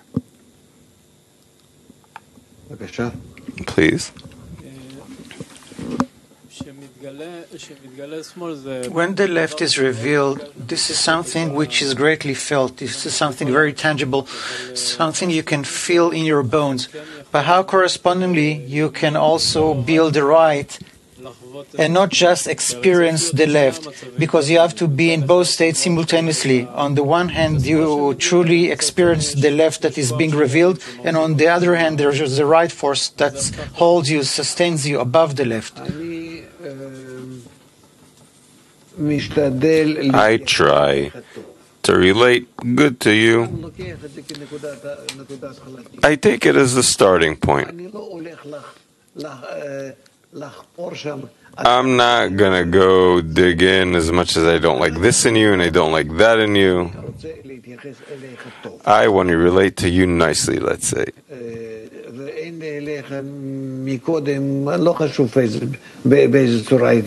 And it doesn't matter how I related to you before. Now, when I try to relate good to you, I start feeling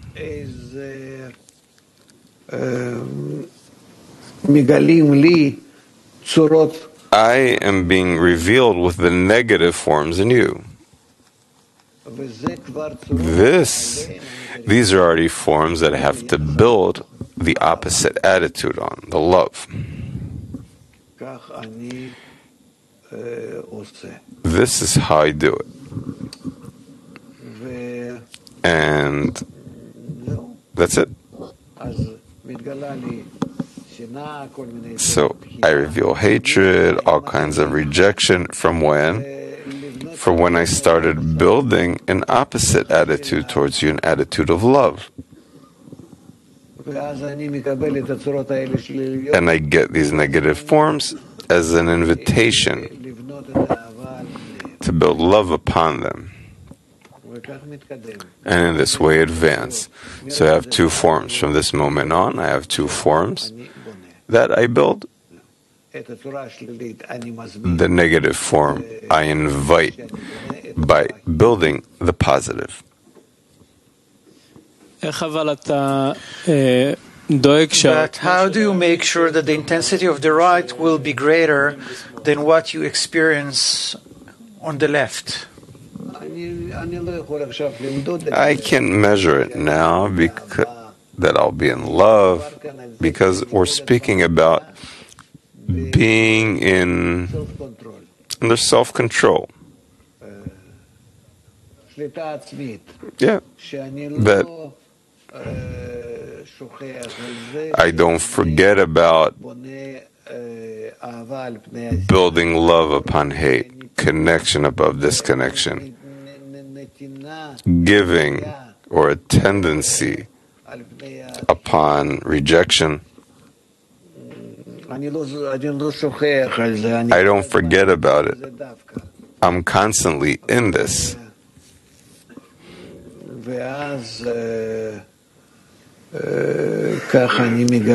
And in this way, I discover that they can both exist.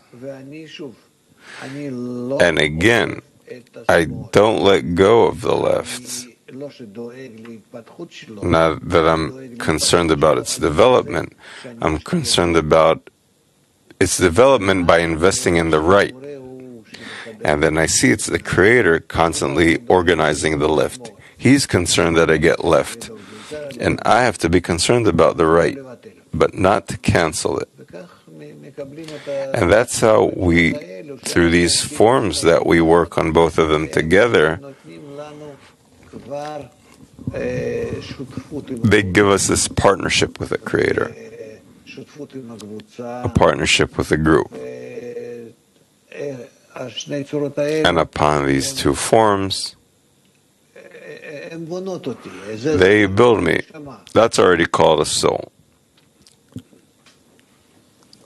So what are the actions which enable us to build the right? Because the Creator gives us the left. So what do we do correspondingly in order to build the right? All the forms of participation during the lesson. Main thing is participating, not the lesson itself. What will this wisdom help me that I know how many angels are in the sky? Main thing is participating. As much as I, more and more, and emotionally, if I have a heart, and if I don't, so just mechanically, I connect to the friends and try above the rejection. Obviously, it's there.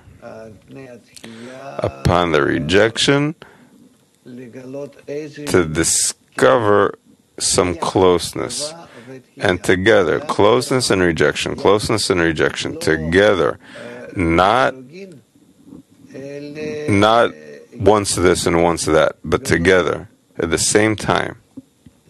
And then between them I start seeing that there's a third thing. It's like not schizophrenic, but I discover that I have a special part called the middle third of Tiferet. And it doesn't matter how we call it. But in it, we will feel the entrance into the spiritual realm, which isn't right or left, but the middle line. It is called Israel, Yashar Kel. Please.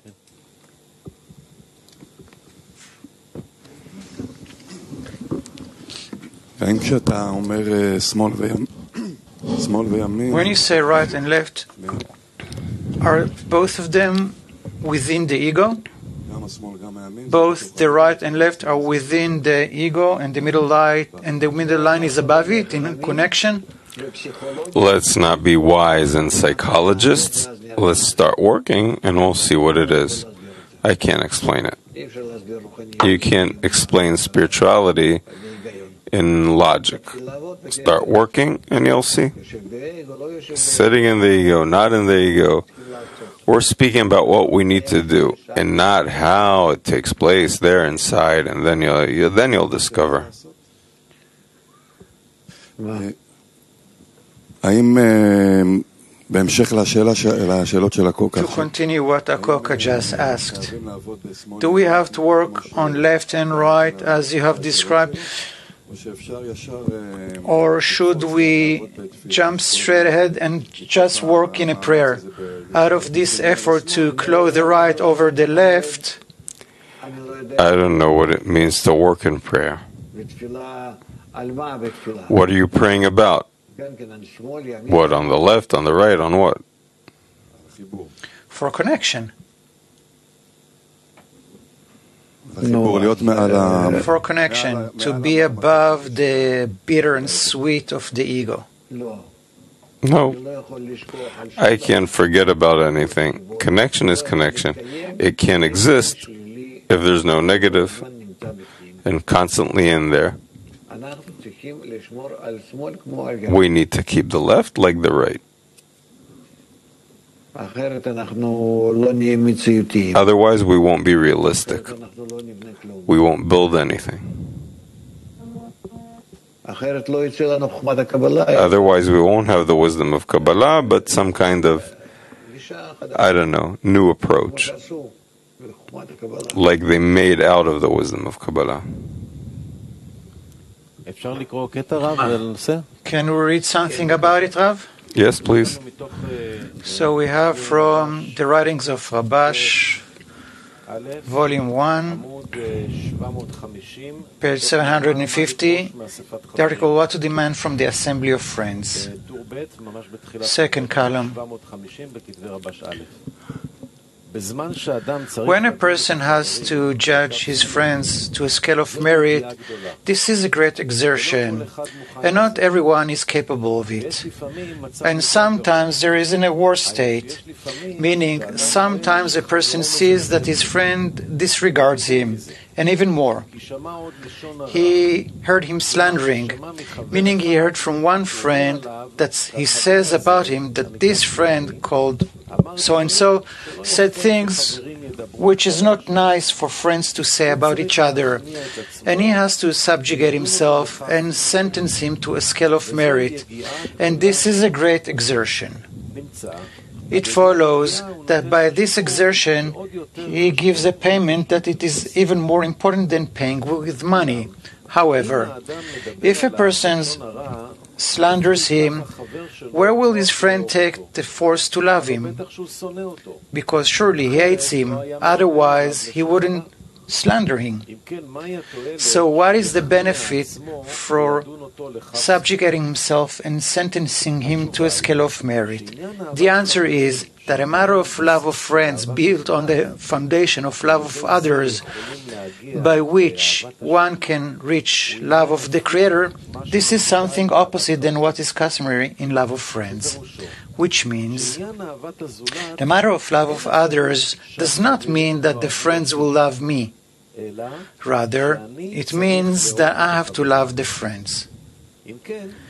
In that case, it doesn't matter if the friend slanders him. Surely he hates him. But a person who wants to acquire love of friends because of love of others, that person needs a correction to love the others. Therefore, when a person makes an exertion and sentences him to a scale of merit, this is a remedy. By the exertion one puts, that is called an awakening from below, and from above is given strength to have the ability to love all the friends regardlessly. And that is called buy yourself a friend. A person should exert himself in order to obtain love for others. And that is called exertion because he has to work above reason. Because from the intellectually, how can one sentence someone to a scale of merit where his mind shows him his friends to face that he hates him? So what can he tell the body about it? Why should he subjugate himself before his friend? The answer is, since he wants to reach adhesion with the Creator, which is called equivalence of form, meaning not to think about his own benefit. In that case, so what is subjugation, which is something difficult? The reason is because one should annul himself, and all of his life that he wants to live will only be for being able to work for the sake of others, starting with love of others between man and his friend, until the love of the Creator. In that case, moreover, this is the place where he can say that every action he does, there is no self-interest here, because the mind necessitates that the friends should love him, and he overcomes his reason, and he works above reason and says, for me it is not worthwhile living. And although a person is not always in such a degree where he will have the ability to say so, but in any case this is the purpose of the work. Therefore he has something to reply the body. It follows that it is up to every friend. Thus far. Okay, we understand that everything's written. Just need to explain exactly what is written, and this explanation takes many years.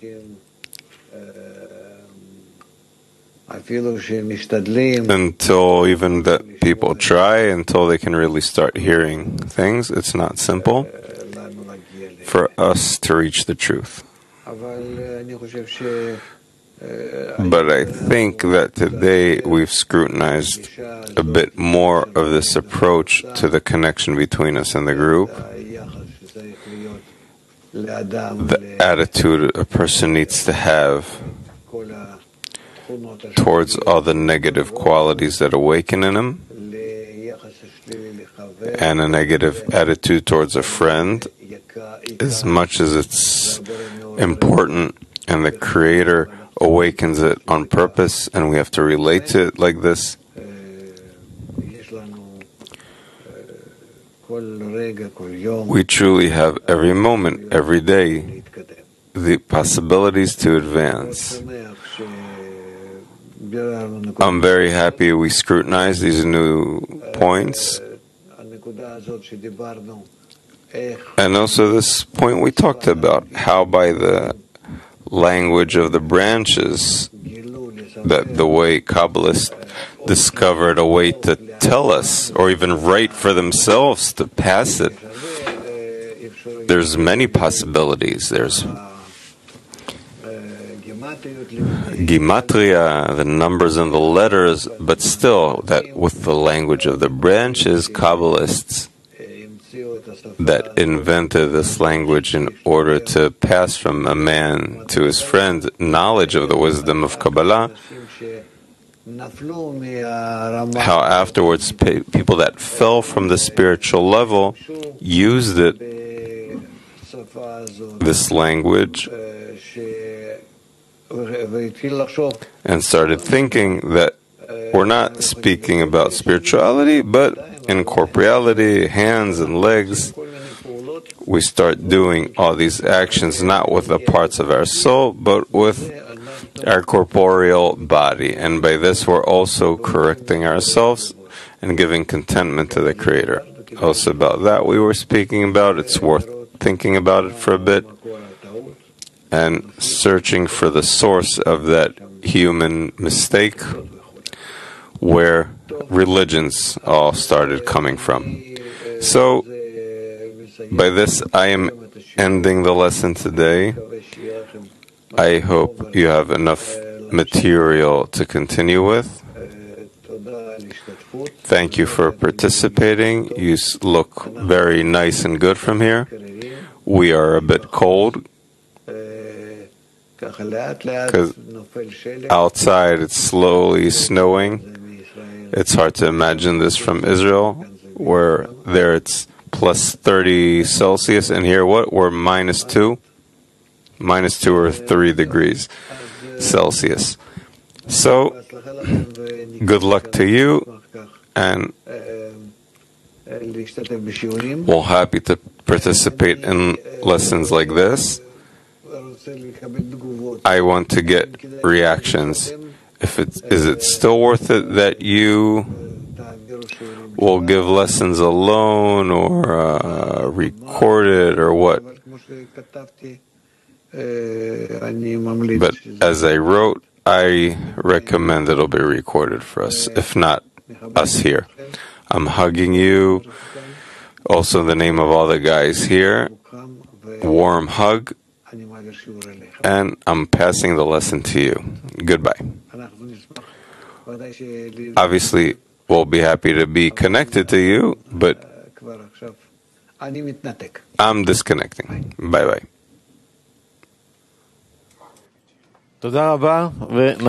Thank you. And now let's move on to a song.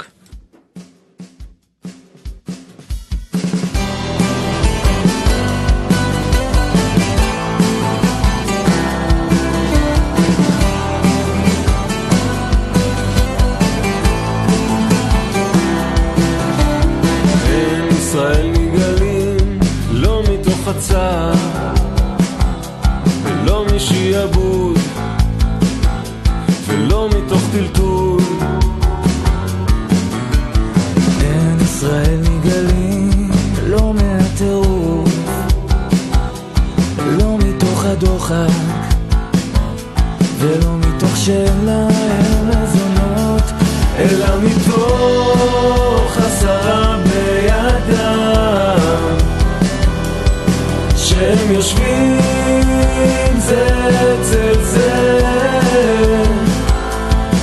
ויהיה כל אחד מהם קורא ושונה עם חברו וקולם נשמע קולם נשמע קולם נשמע קולם נשמע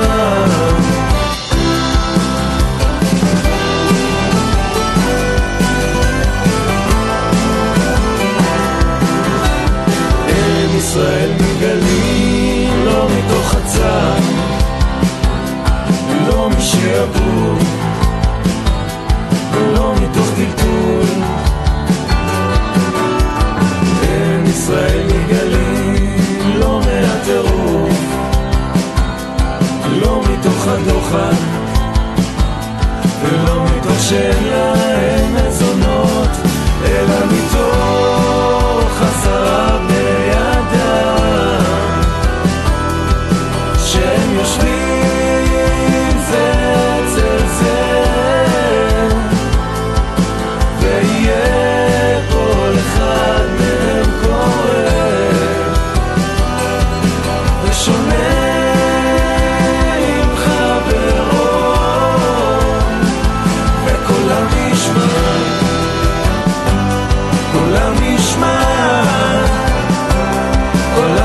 ישמע, עולם ישמע.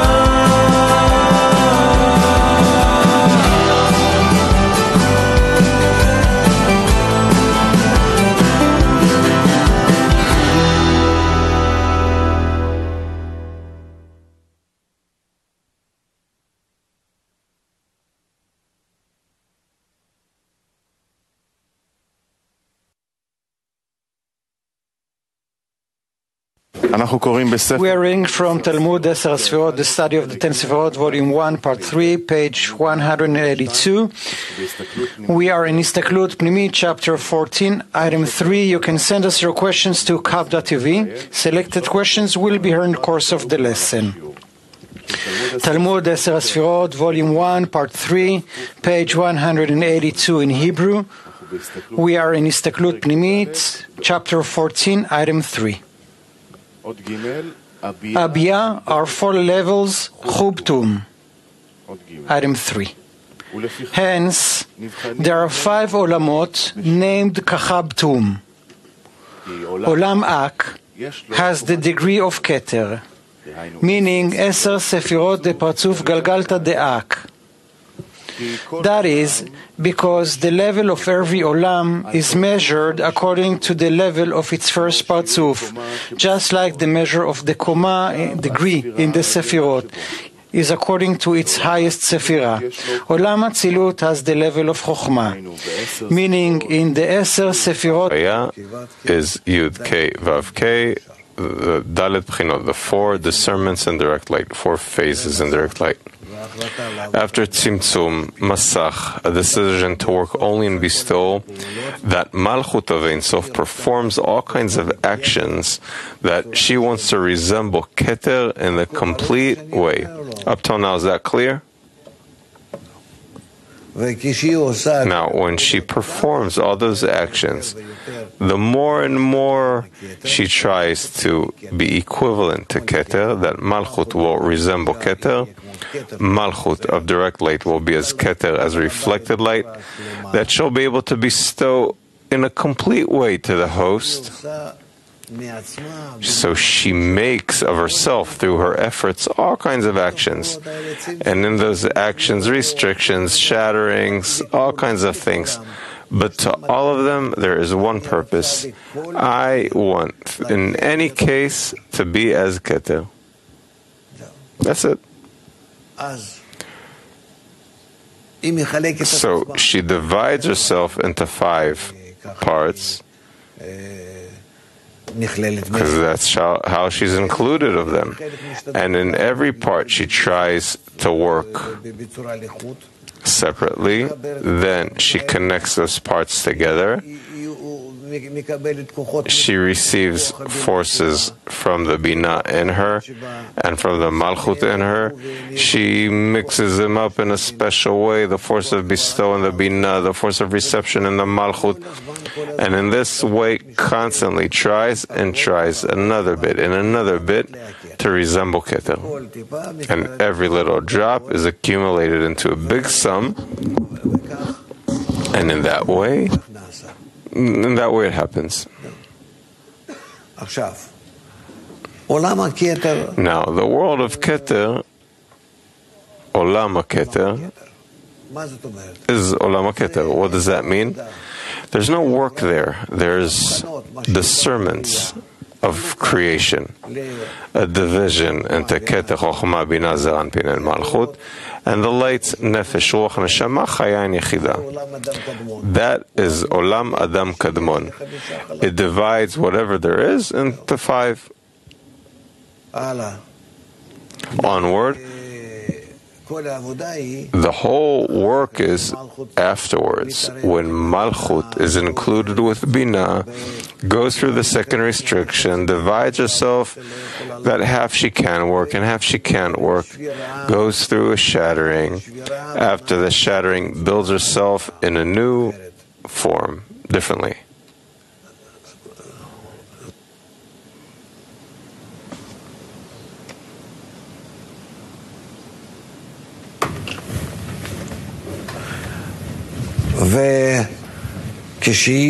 And when she goes through all these things,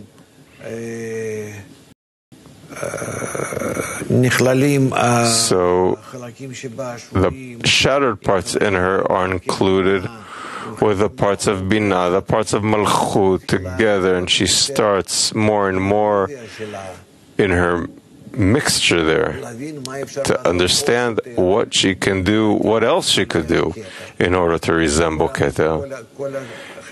Because all those parts of Malchut and the will to receive are already intermingled with Binah in order to bestow.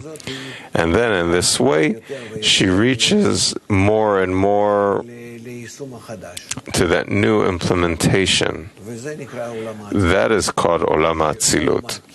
That puts all those parts together of the will to receive from the Malchut and the will to bestow Binah, assembles them together, and then the more it can adapt itself to Keter. Now, what's special about Olam HaAtzilut is that Olam Adam Kadmon, it supposedly didn't do anything. It just revealed as much as the created being is in negating the force of bestowal. That's Olam Adam Kadmon.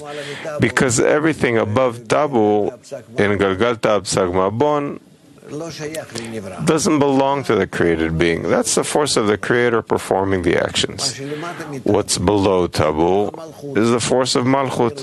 That also isn't destined for anything.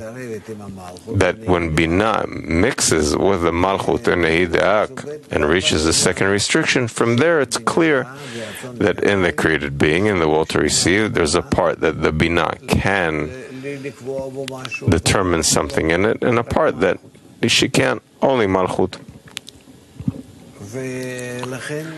That is why we need the shattering, that all the vessels of bestowal will enter the vessels of reception and start helping each other. That's why Olam HaAtzilut came from the shattering, that it scrutinizes and sorts out the shattered parts and corrects them, and from them already a system is built. A system that the will to receive starts resembling the will to bestow. This system is a system of the Olamot, meaning external vessels that organize themselves in such a way that they build an environment called Olamot Abiyah, the worlds of Abiyah. After they were established, then from this special internal zivug within the Olamot, by that special zivug, another partzuf was created called neshama, the soul. It's something very special. And that partzuf has a special discernment, which is, or it comes to it straight from the Keter. That it doesn't come as the rest of the partzufim, of the olamot, of the still vegetative and animate, that they also belong to the olamot, but the Adam doesn't belong to the olamot. It has in its partzuf a special attitude towards the Keter. And from this, it awakens to resemble Keter. That if all those partzufim from the first restriction and onward, Malchut wanted to resemble Keter, she does it through her necessity. That's what she wants. But in that Adam, meaning in that Partzuf that was created, there are very special elements. It goes through a shattering, similar to the way the worlds were shattered, the Olamot, and it goes through a preparation that its scrutinies are scrutinies on a different level of what I can and can't, but on the scrutiny on the level of truth and false. It's a very special scrutiny. We can only understand it from our spiritual work. There's no way to explain it anywhere, because it's not, you can't explain it to a corporeal brain what the spiritual scrutiny is. But from your deeds we will know you. That's why we, in our studies, we try to get close to these terms. What's the difference between the Olamot and the soul? What the correction the soul has to do compared to all these actions in the Olamot that we speak about. But what happens in the Olamot, it's like there's no freedom of choice and no calculation to do this or do that, closer to the Creator, further away, in order to be so. There's no such thing. It's all mechanics. But in the Adam Rishon, there's already a state of doubt, freedom of choice. It's unknown. And how, with that unknown, that it's not in the Olamot, how, with that unknown, it tries to build itself. Meaning, his actions are very complicated, but exalted. We'll read about it. We have to prepare ourselves more for it. Well, we'll read it. 4, right? Item 4. The main difference between Ak and Bia is that Ak is from Tzimtzum Aleph, the first restriction, while Bia are from Tzimtzum Bet, the second restriction. Atzilut is above the general parsa, and Bia are below that parsa. Item 4. The differences between these 5 olamot are primarily a result of the 2 tzimtzumim, the 2 restrictions. Olam Adam Kadmon is from Tzimtzum Aleph, where Kav Ein Sof shines up to the point of Olam Hazeh. Its 9 Sefirot are clear of any Masach and Tzimtzum. However, in the 4 olamot Abiyah, they are from Tzimtzum Bet, where from Bina downward in each of their degrees, the Tzimtzum of Malchut is already involved due to the ascent of Malchut to Bina of every degree. Even though Olam Atzilut is from Tzimtzum Bet, the second restriction, it is still clear of any Masach and Tzimtzum, because it stands from the general Parsa upward. Thus, the O of the Kav Ein Sof shines in it to its end, meaning to Parsa, being the place of Chazeh de Partzuf Nikudot de Sag de Ak. Olam Bria is already under the general Parsa, meaning after the O from Kav Ein Sof stops. It has only O of Tolada, offspring, from O HaKav. However, since it stands in the place of half of Tiferet, the Nekudot de Sag de Ak, and Tiferet is regarded as Bina de Guf, as Kachav de Guf are called Chagat. It has therefore been corrected to receive Ha'arat Bina, the illumination of Bina, which is Yirsut.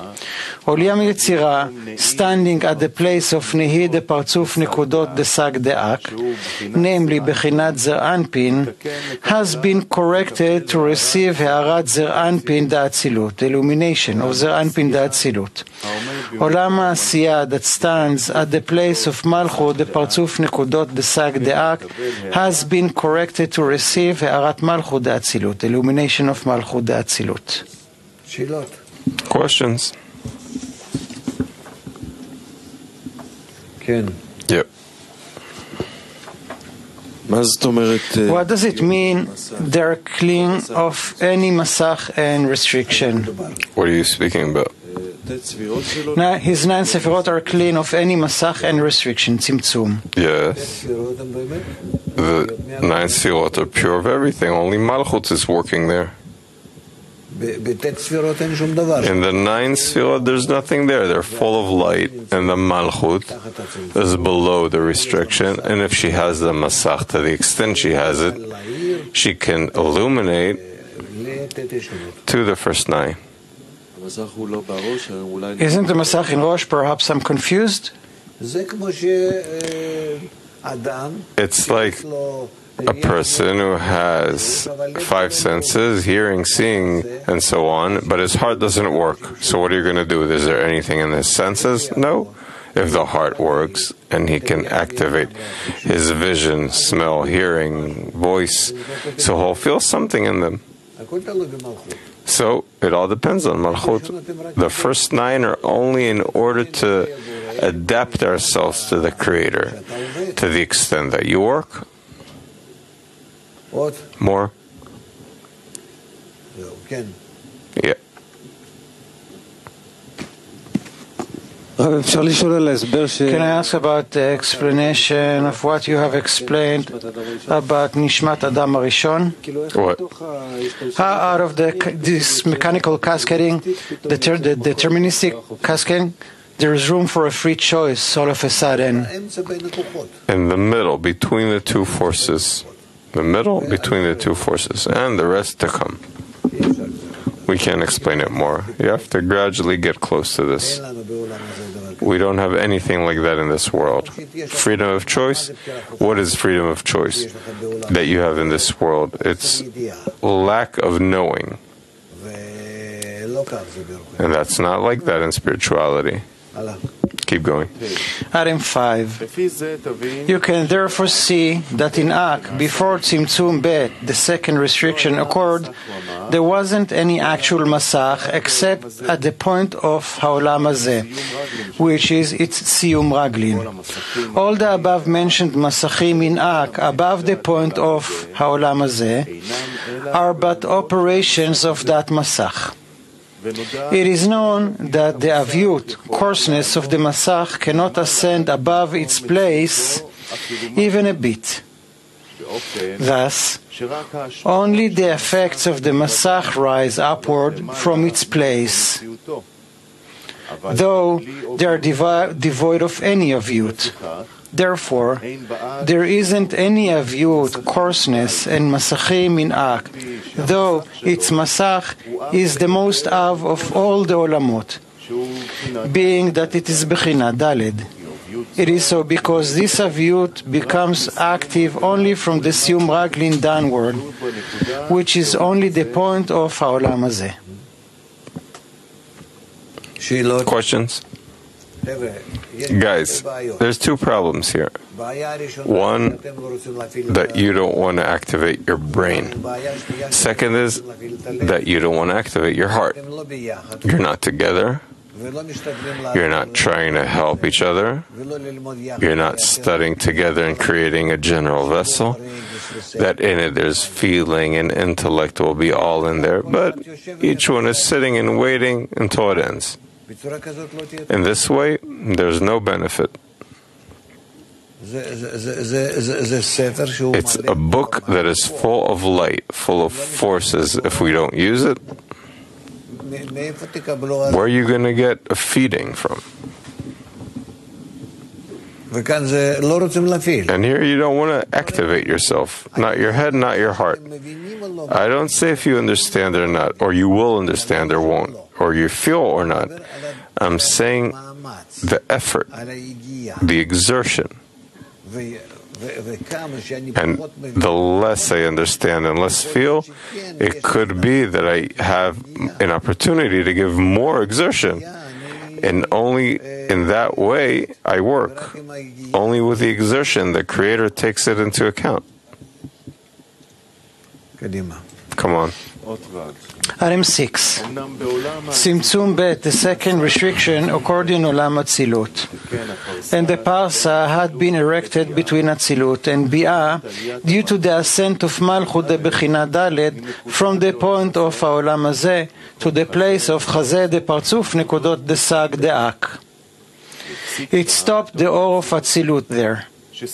And this new Siyum is called Parsa.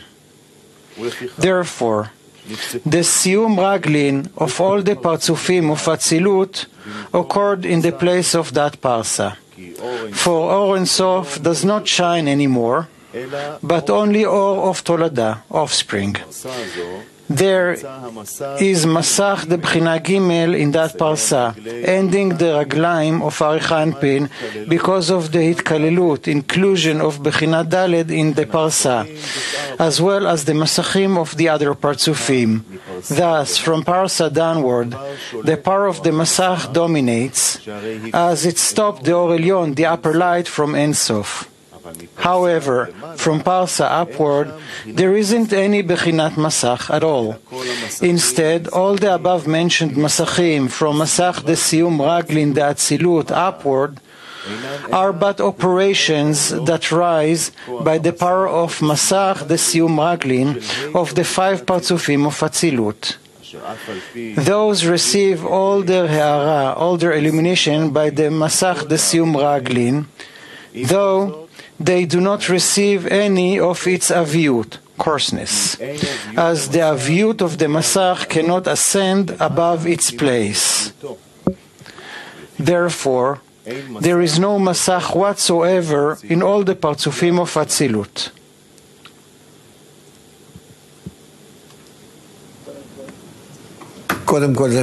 First of all, this comes from all the Aviut and the Masachim are below, and the Atzilut is already above the Malchut of Atzilut. She puts out the Partzufim of Atzilut.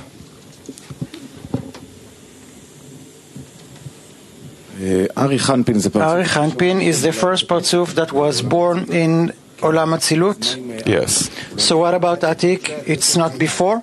Atik belongs to Tzimtzum Aleph. It's the intermediate between Olamot Abiyah and Adam Kadmon. Okay?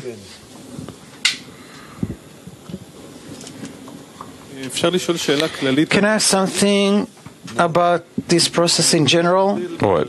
What's the difference? There is a pleasure and the one who gives the pleasure. What is the difference in feeling the Creator in all the Olamot? I don't know. There's no such question. Feeling the Creator in all the Olamot. And how can I explain it to you? Oh, wow. What can I say? How can you bestow upon someone whom you do not feel? How? That's a completely different question. How can I be someone that